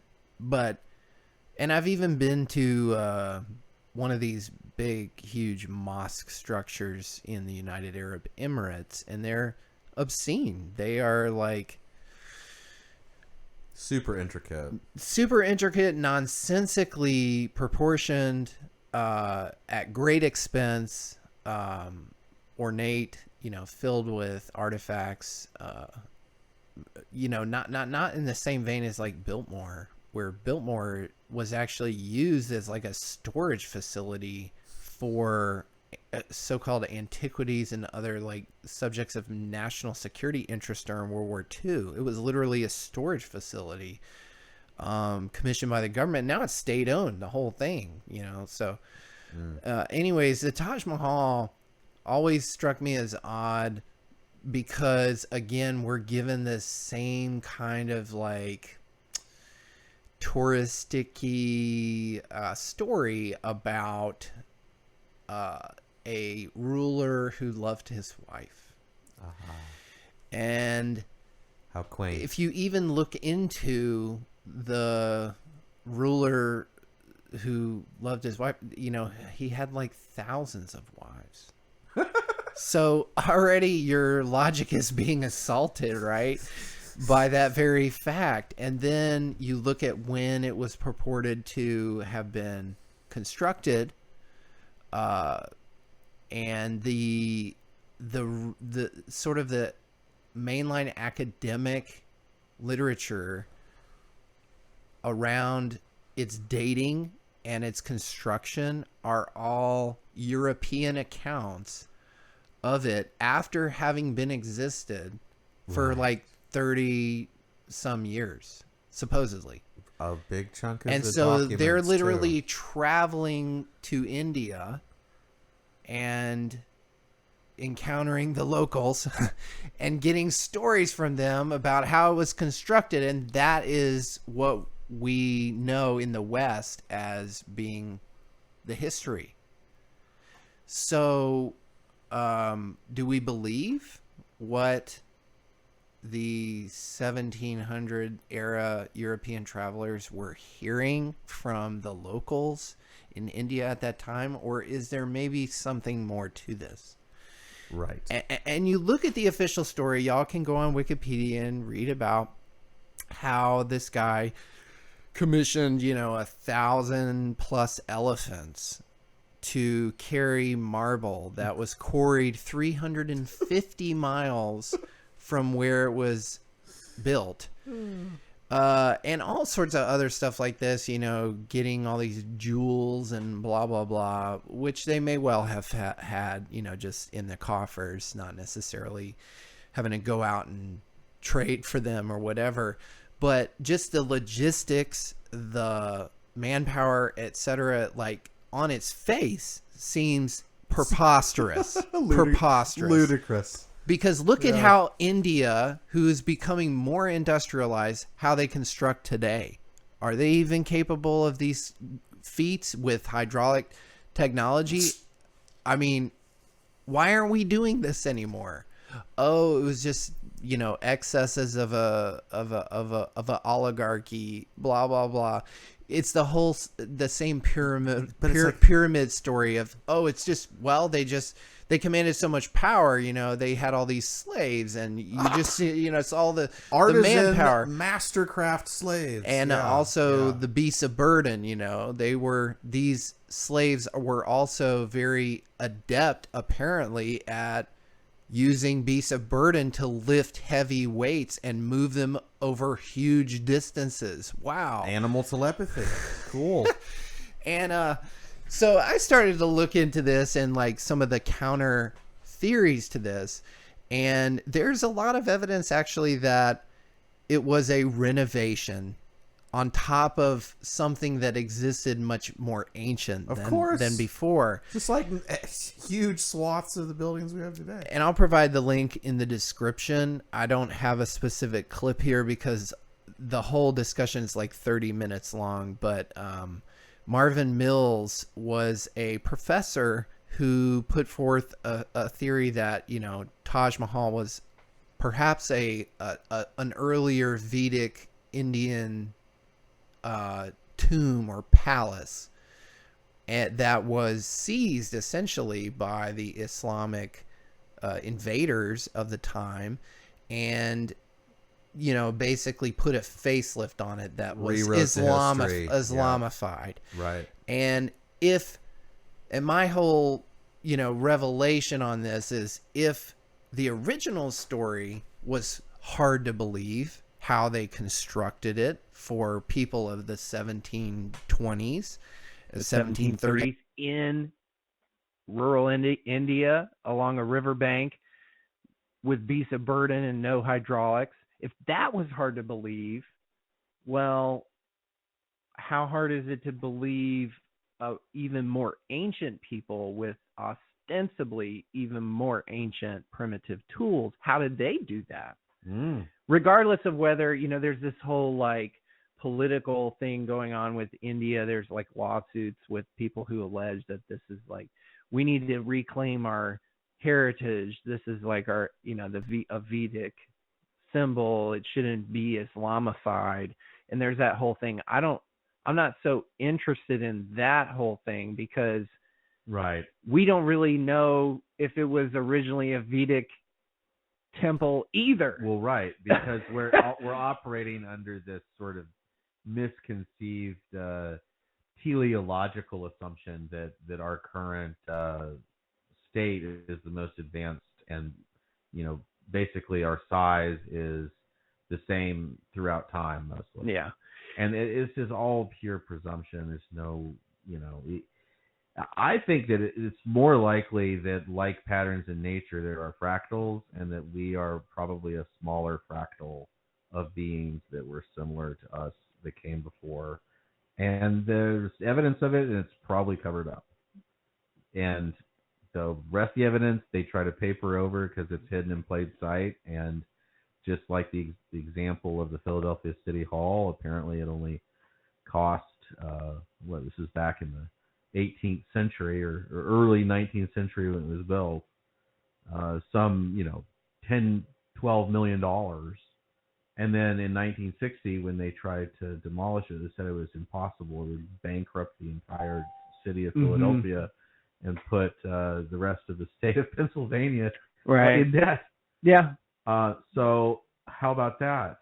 Less than 150 years after it's constructed, they can't demolish it. The costs would exceed any fathomable budget at the time. So same sort of thing applies to these ancient constructions. There's got to be some kind of antiquitech,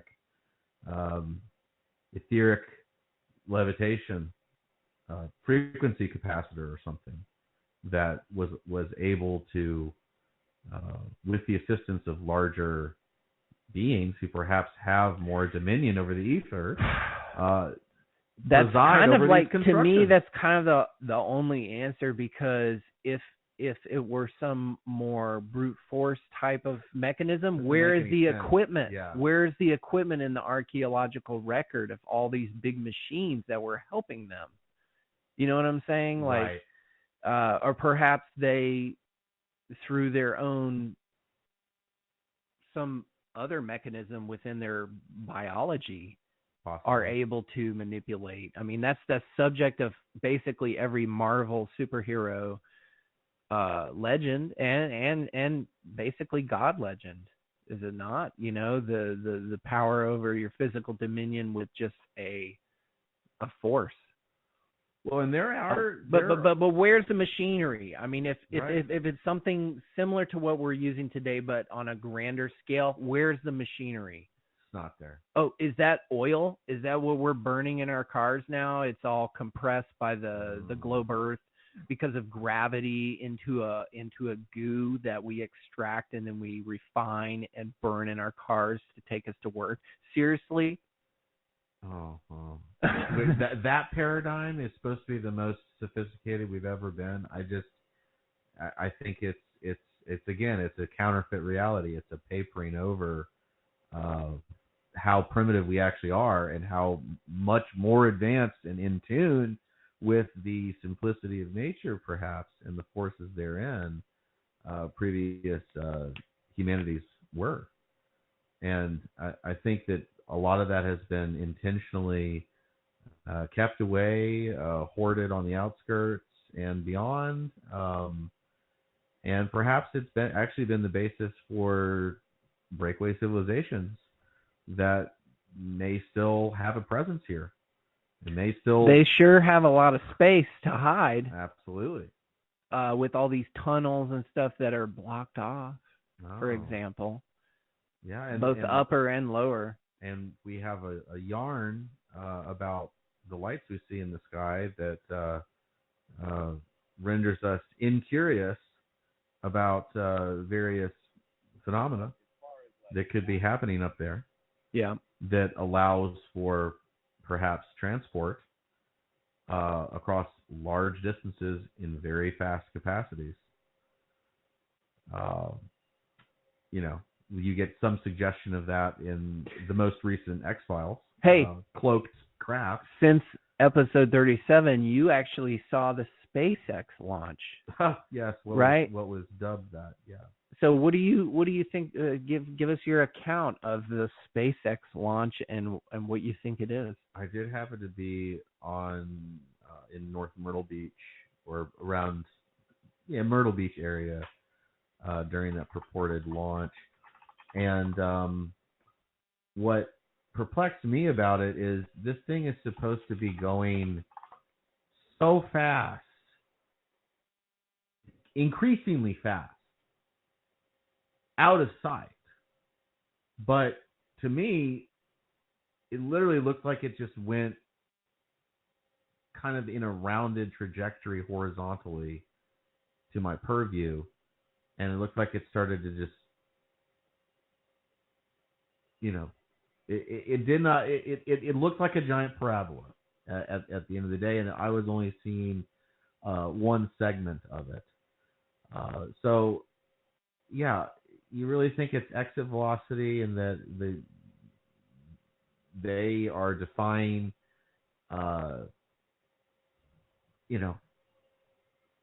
heights and trajectories and speeds that can't be replicated here. I mean, I just don't. That doesn't look like it's going. No, where they say it's going. No, they have people convinced that. Oh, but that's because the Earth is spinning. Right. However, that doesn't happen for any other aircraft. It has to be propelled in that direction. And that's why they allege all these absurd speeds. You could go straight up. Yeah, but it never does that.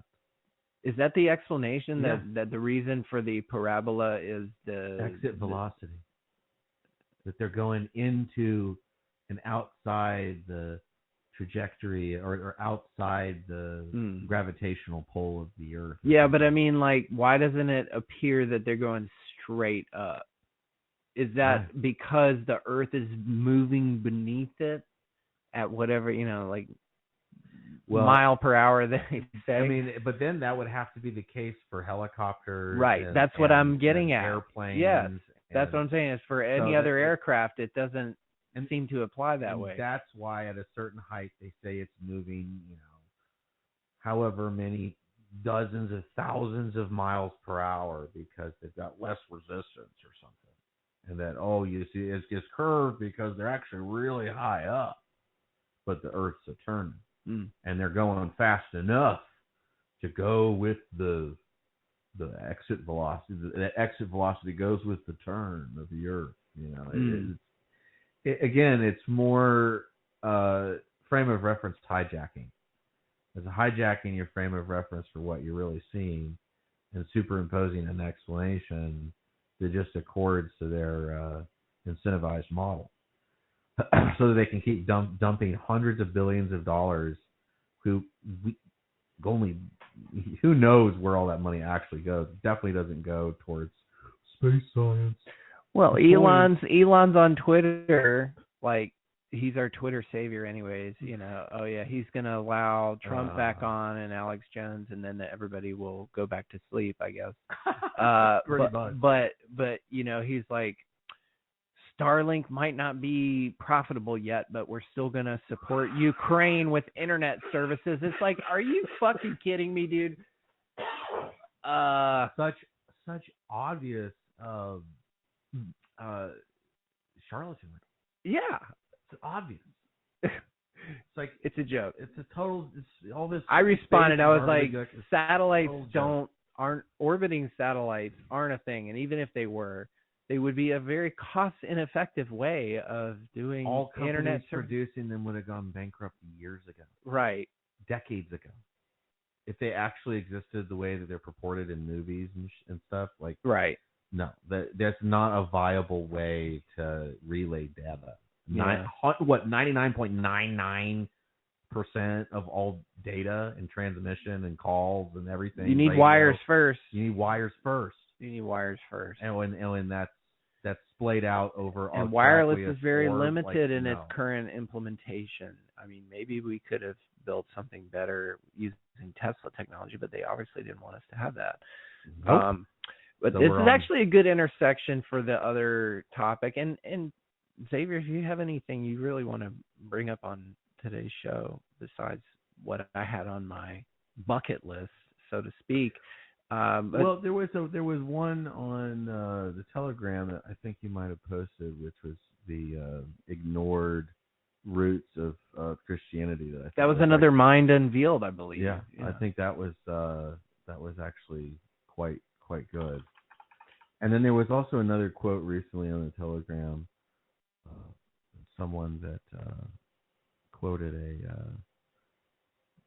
Abraham critic. I'm blanking on his name, but that was another MindUnveiled, I believe. Yeah, I think that was actually quite good. And then there was also another quote recently on the Telegram of someone that quoted a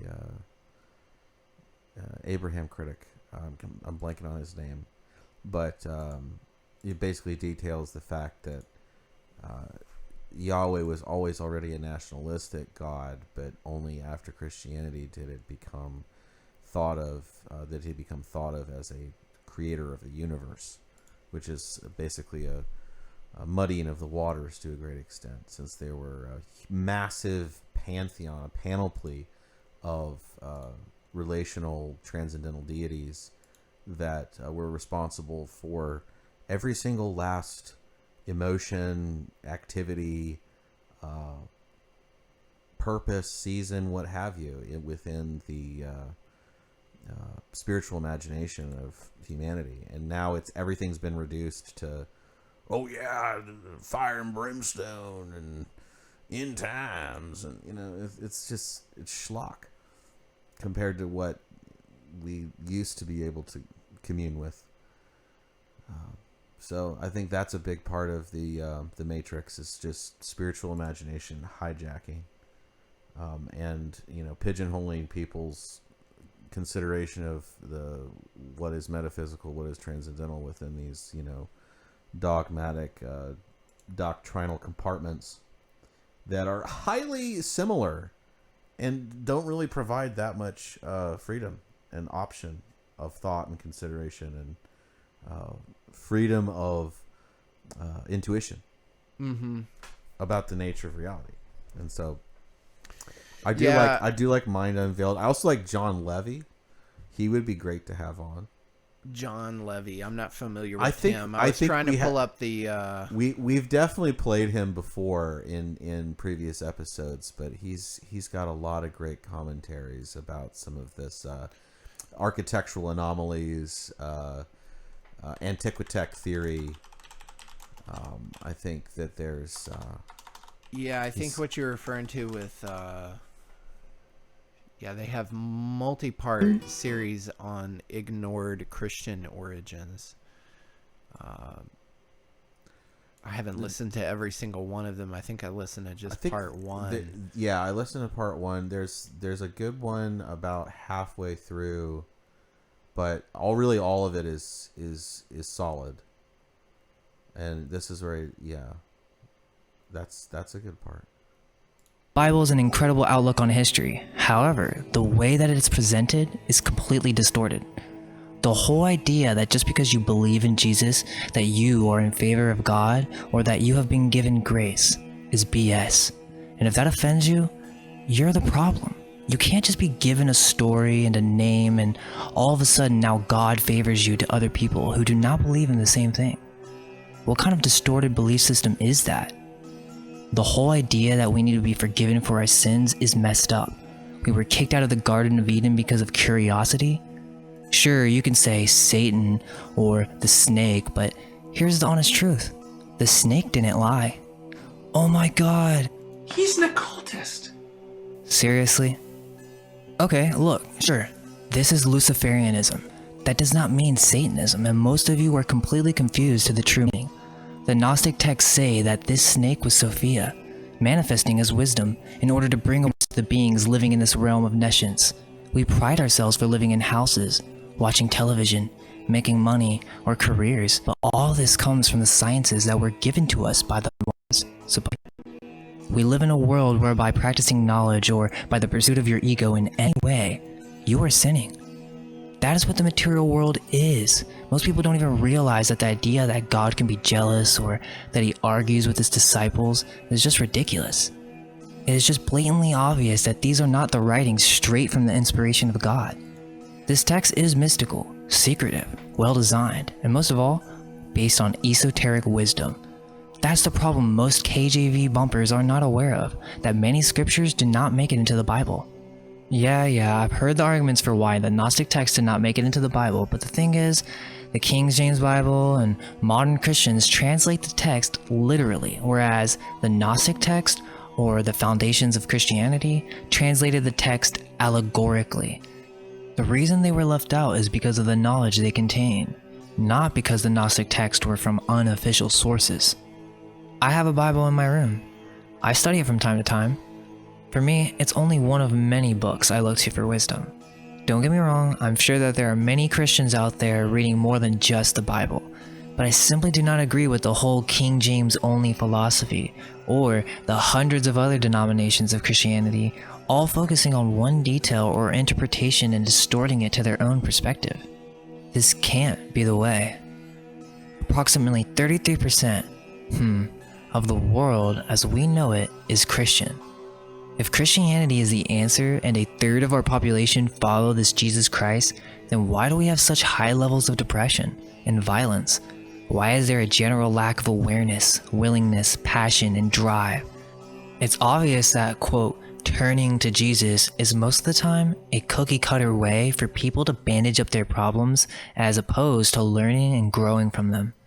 There's nothing wrong with the idea of Christianity, but there is an issue of what it's become. We have to stop mental laziness. It's time to stop the suppression of magic and this whole idea of the devil and Satanism. It's a complete lack of knowledge of the psyche. That is our real problem. We don't actually understand ourselves. We started running before learning how to walk. Examine yourself and understand who you are. Whosoever does not know self does not know anything. But whoever knows self has acquired the knowledge of the universe. Jesus, Book of Thomas, from the Gnostic Gospels. Those who know and realize the self are forever free. Katha Upanishad. Right. Yeah, I mean, you could maybe take a little bit more of a critical mythicist position against Christianity and say that it is, in some ways, toxic in and of itself because it personifies the idea of a suffering servant that is a precursor to a conquering king, and that this conquering king has, the metaphysical capability to genocide anyone that it deems not worthy.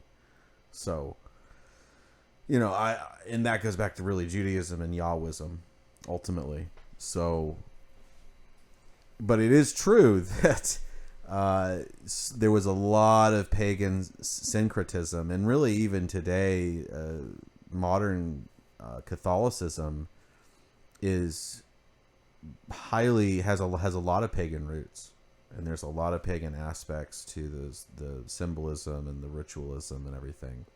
It's just the underlying theological orientation harkens to some of the things that this entry is bringing up, which is there's a lot of esoteric elements and really ultimately mysterious and unknown attributes to a lot of the origins of many of these religions. At the end of the day, you talk to 10 different Christians, you get 10 different interpretations of the same text, right, which were written by the same like translators, which was a very exclusive class of people, highly gatekept. And prior to that, who knows? Right. Who knows? You know, just like Eratosthenes' legend. It was largely hearsay. It was largely, you know, it was largely oral history passed on down, eventually transcribed by somebody who cared enough about the subject matter to put it down, and then, you know, later curated, edited, translated, transliterated by, again, a very mysterious, esoteric, privileged group of people. You know, you also have to keep in mind the history of the writing press and written history itself. If you're even gonna believe, I mean, you can't simultaneously believe the mainstream narrative around how long we've had, you know, advanced writing skills, for example, and histories of bookmaking.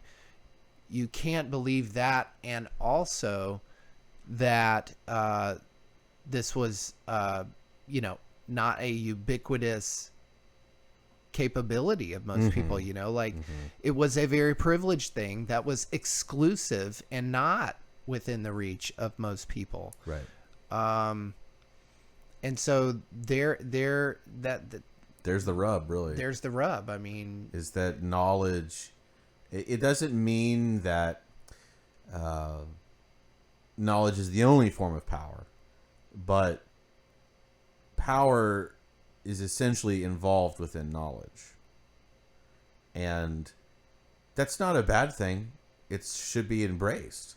But the reality of that embrace is that some things are just not as they are.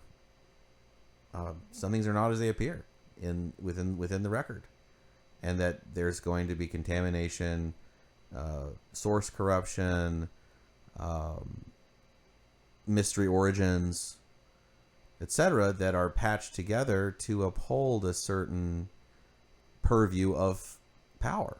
I just kind of see it like I see politics, you know. Absolutely. I see 2+ billion people at divided roughly a 50-50, 51-49% each reading their own book, believing their own way, not realizing they're both being sort of herded by the same power structure to an apocalyptic end. They are going to get an apocalypse one way or the other if they continue on this trajectory.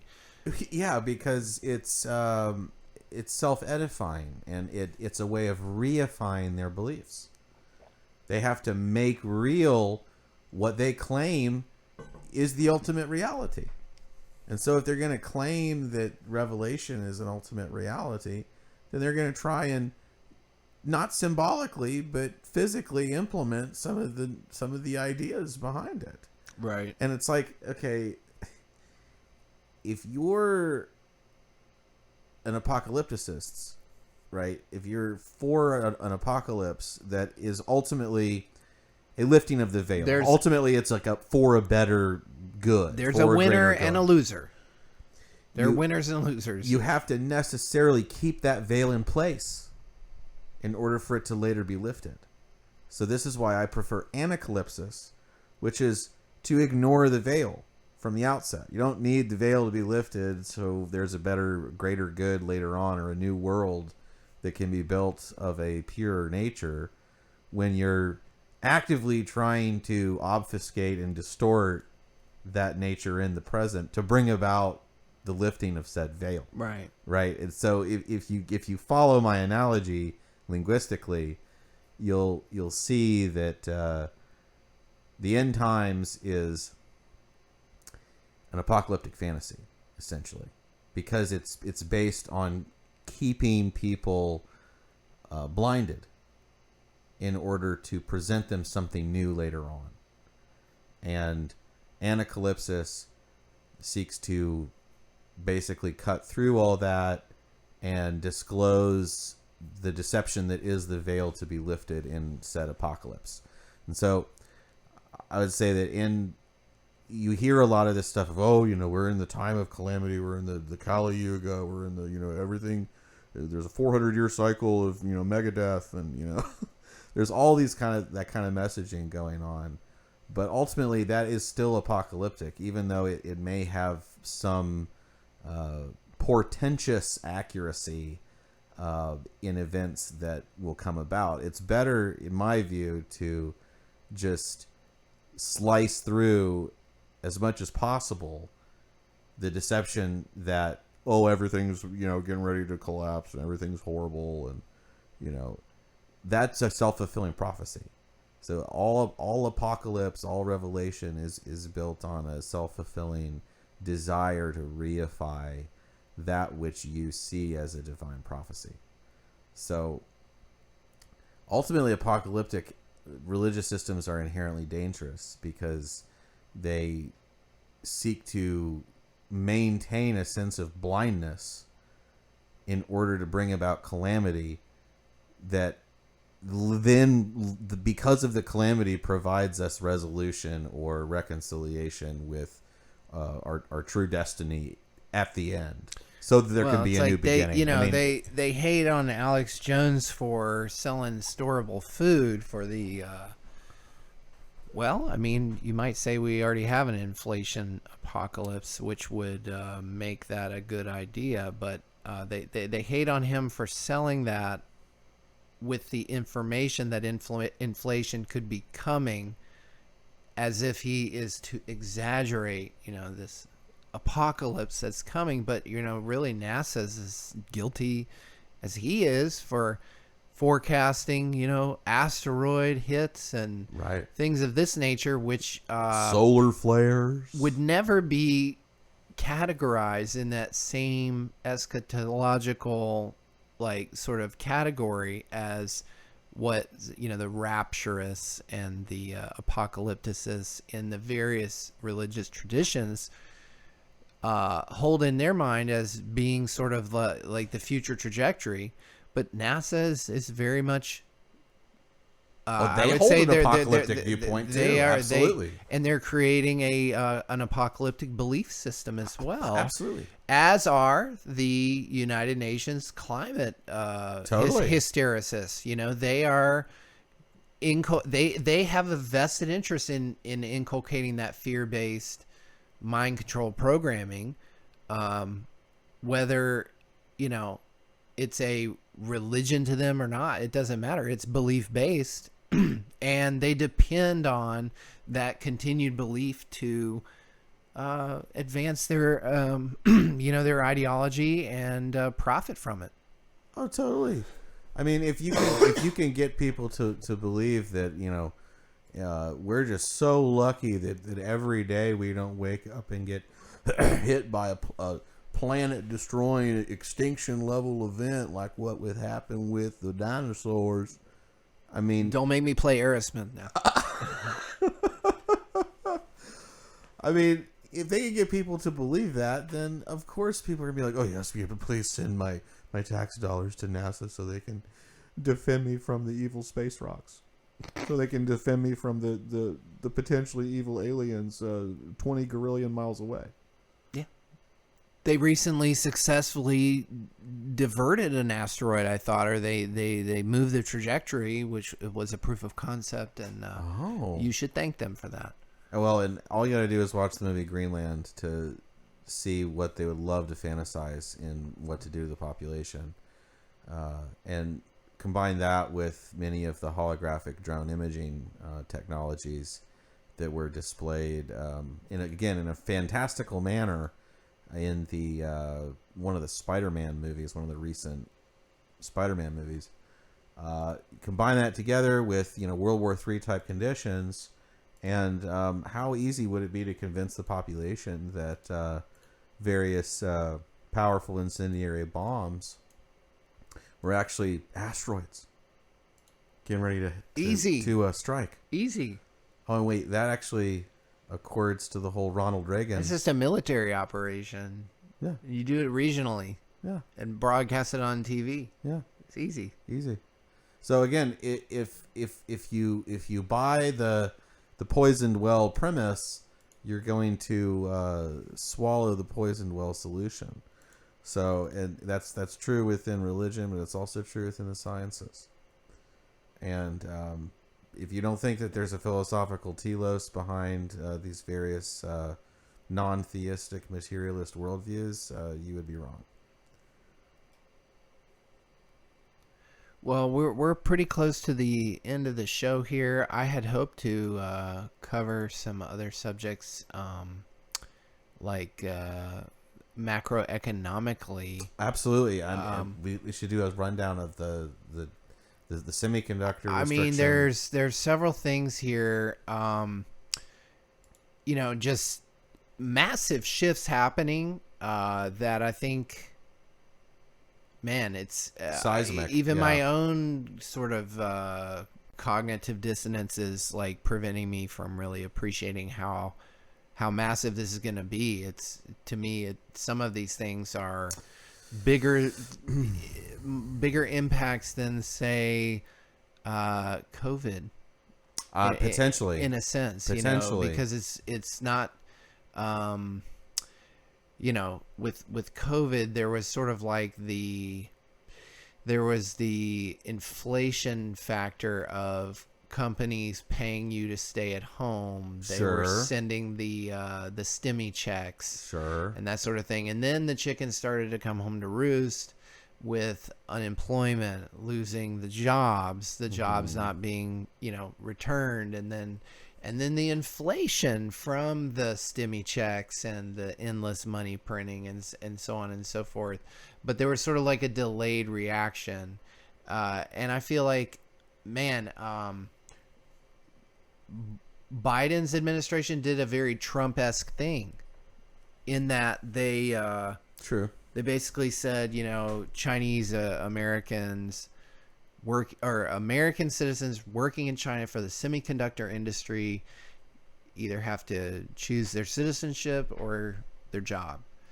And that's something Trump would have done, and they'd be like, oh, he's protectionist, nationalist, blah blah blah. But Biden does it, and people are like, oh, well, this is in our best interest. It's national security. And maybe it actually is. I mean, we came up with a lot of this technology. And we gave it to the Chinese in the first place. So what are the motives of bringing it back, Well, I mean, this is, it's an interesting maneuver, but it shows the trajectory of the past two world wars, which typically started out with some kind of trade dispute and then escalated to a currency dispute. And then it became a... industrial dispute, and then it became a military conflict. So this is at the industrial level, and huge industrial ruptures. I mean, we already have a huge like Ford, for example. They can't ship their cars, so they're shipping them, and they can't be driven because they're pending a chip installation because of chips that they couldn't get. I mean, the semiconductor industry drives the nation at this point.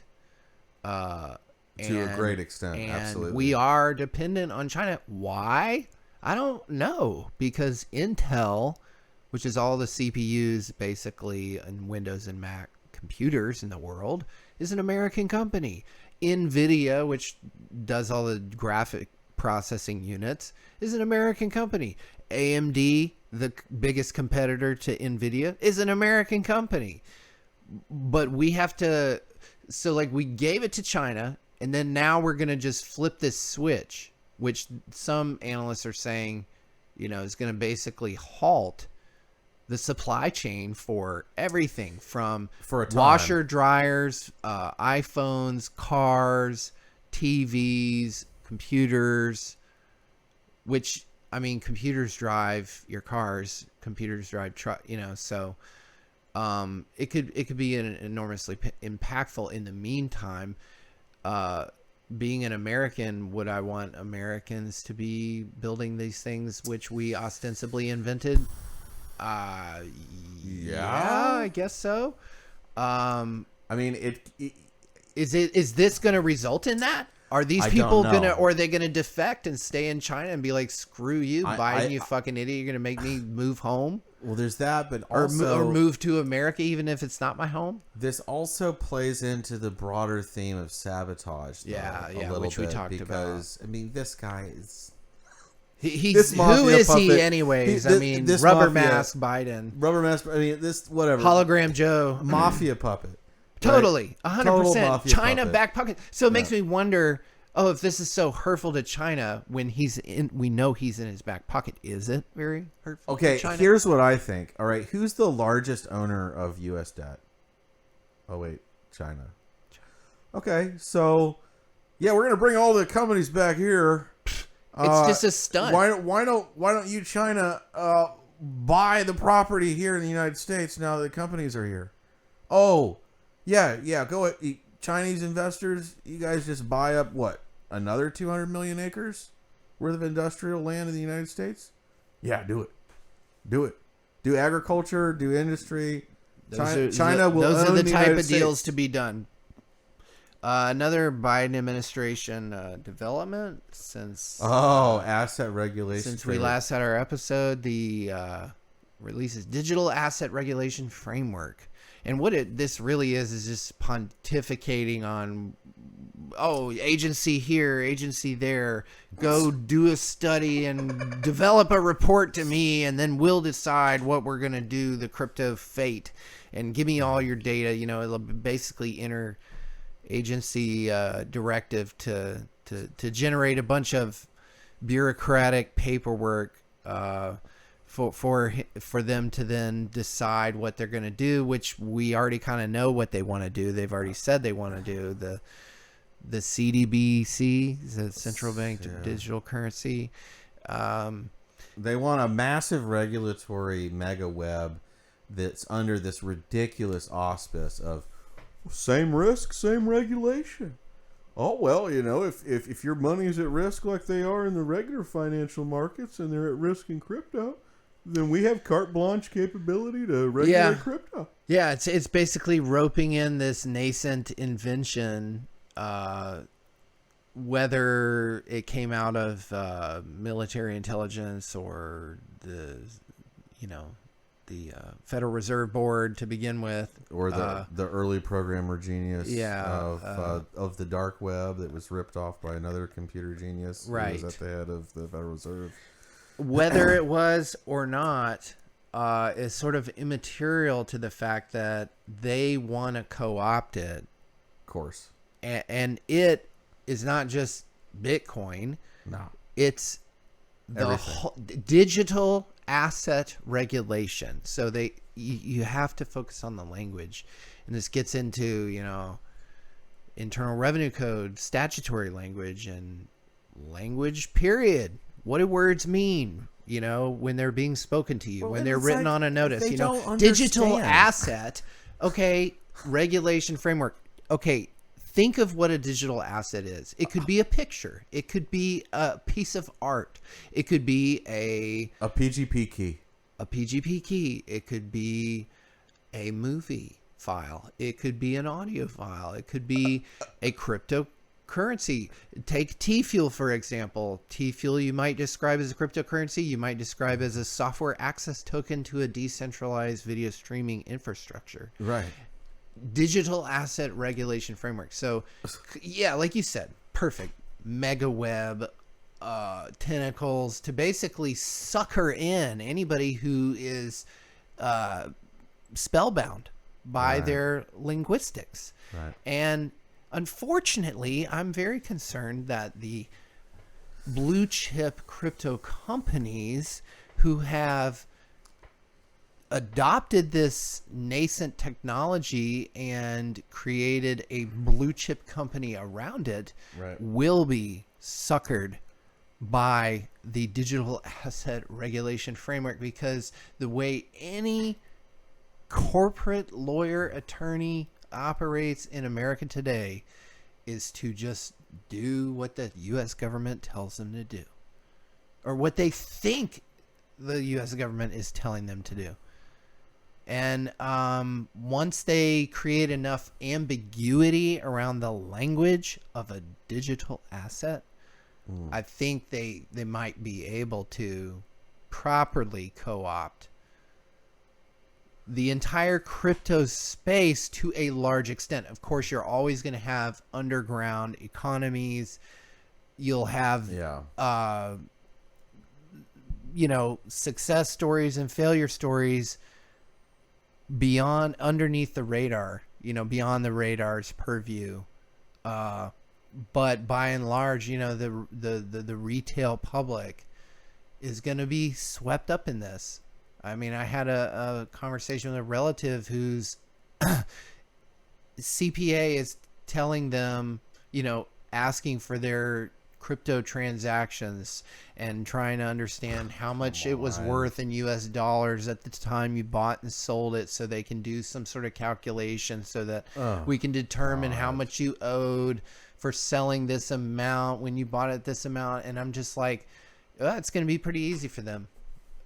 I mean, I'm just in a bad mood, but the level of compliance does concern me, because as soon as they digitize and they modernize, that's when we really have to be concerned. Right now, a lot of the bureaucracy is still very antiquated, in the same way the Soviet Union is, antiquated in their technology, and they are in some ways limited by that. But that's always the threat, is that they're upgrading their technologies and their capabilities to track and trace, and absolutely, that's what this is all about. Yeah, it is. And I mean, I think that they want a surveillance finance system in the same way they've wanted a panopticon over self-surveillance. They want it over finance. They don't like, they especially don't like the idea of barter economies. They don't like agorist-based free market currency creation dynamics, because then that lets the cat out of the bag. Oh, that's right. We've been able to create our own money all along. Yeah. And it's actually these monopolist hucksters who are at the heads of all these mega banks. They're the ones who actually should be outlawed and regulated. The biggest mind blower for me are people who are like, oh, I have to report my staking earnings for crypto as income, even if I don't sell it into dollars. And I'm just like, and I'm having different arguments with folks, and they're like, okay, so you grow corn.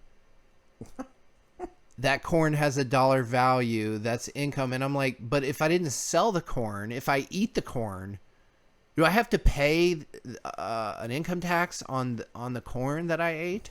Yeah, or the eggs that your chicken lays. Or that so if not, why is it different if I trade it for something else? Right. It's because the whole fiat system is a proto surveillance system to begin with. Right. They don't have their full machination, but they are able to control transactions through the medium.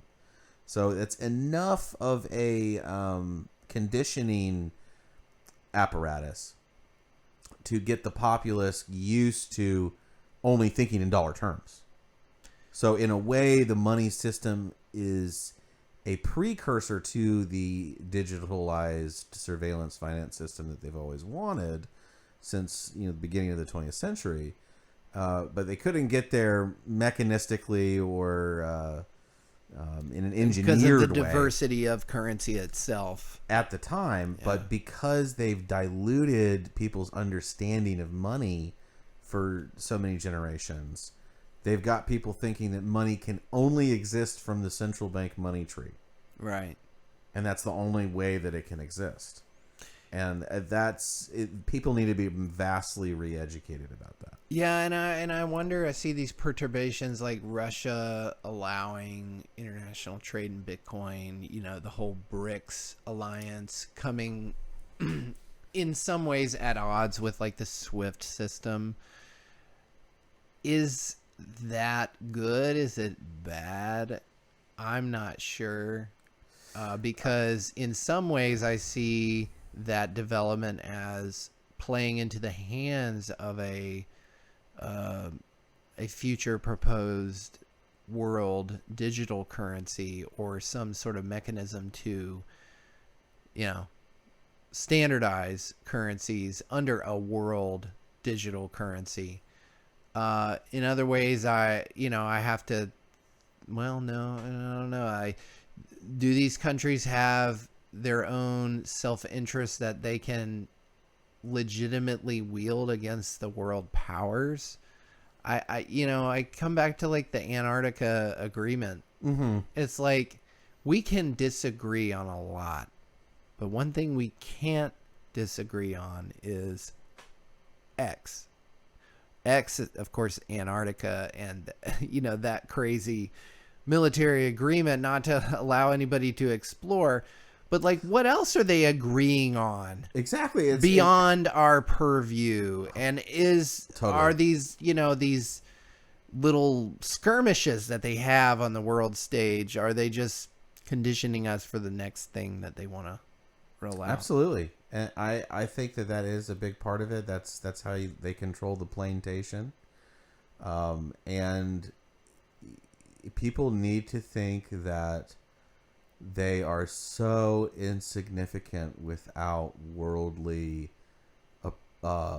allowance, worldly powers affording them an existence, and I think all of the world cosmology and modern philosophical presumptions and scientific attitudes, they all crystallize around this idea that no man is an island. We're all connected. We all depend on each other. We have expert people that tell us how much they depend on us. It's like that book, The Giver. Yeah. It feels very much like that. Definitely.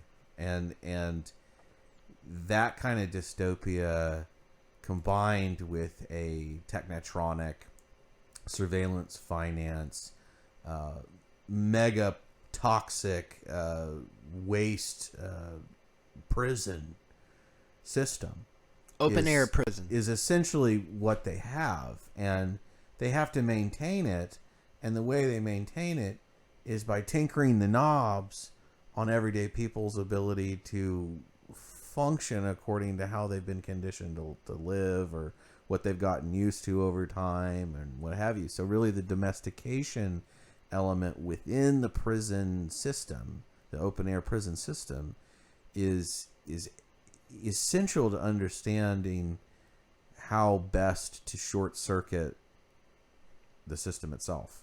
So if you can kind of de-domesticate or unschool or be your own bank or become more autonomous within various local communities and economies, you're going to embark upon the real resistance against this Leviathan system. And you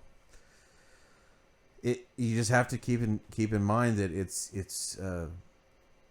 multivalent. It works and is active on multiple levels of control, and there's not really one that's necessarily more important than another, because it's all part and parcel to the actual control grid. So understanding all the facets in the deceptions within that control grid are essential to creating a mindset and a worldview and a way of life that is increasingly resistant against it. So and that has been on the rise, and I think that was maybe an unwitting feature, even if you are to suppose that folks like Alex Jones are completely controlled opposition. There really is no such thing maybe as completely controlled opposition, because there's always going to be some sort of off-script moment. There's always going to be some kind of personal entanglement that, data gets released in some way, and, it starts to spread like wildfire here, there, and the other place. And, all of these things in the information age kind of connect together in a puzzle, ultimately. And, getting a corner here and a corner there, it's all part of the process. And you have to kind of go one piece at a time to a great extent. But the trade war, industrial war, currency war, and on the ground war, I really wonder, like, is it very much a numerological script? Is everything lined up according to certain Masonic geometric date functions within the made-up calendar? I really think that there's something to that, because they're the ones who think that they have full control over magic. It's almost like Black Mirror type, Westworld type. It is. Yeah. All that stuff is hidden in plain view. Revelation of the method, externalization of the hierarchy. They do it for karmic purposes. Because it absolves them of their Mephistophelian guilt. They hate the fact that it's so easy to manipulate the hordes, that they disclose these things on purpose in obfuscated ways. Increasingly obvious ones. But increasingly obvious ones. It's now a state of... it's not a state of trickery. It's almost a state of humiliation. Yes. Yeah, that actually... that's part of the demoralization process. Leading... it's whatever the ladder of genocide or whatever, and actually... Right. If you're to look at the UN's definition, I still want to do a screening. We need to do when we can get our avatars from G World. Oh yeah. We can do Mystery Science Theater, and we can screen the documentary Act of Killing. Yes. Which, to your point about the ladder of genocide and where we might be on it, that's a good movie that to sort of illustrate that. Yeah. But, we're a bit past our time, partially because we had so many technical issues. I'm going to have to go back and review. I'm not sure what made it on YouTube at this point. We had multiple on and off. Sabotage as usual. Sabotage, but we appreciate anybody hanging on, listening to this. Head over to ztitic.news and check out our articles, news section, live section, contributor section. If you're interested in supporting us, don't forget as well to like and subscribe, and hope y'all have a good rest of the week.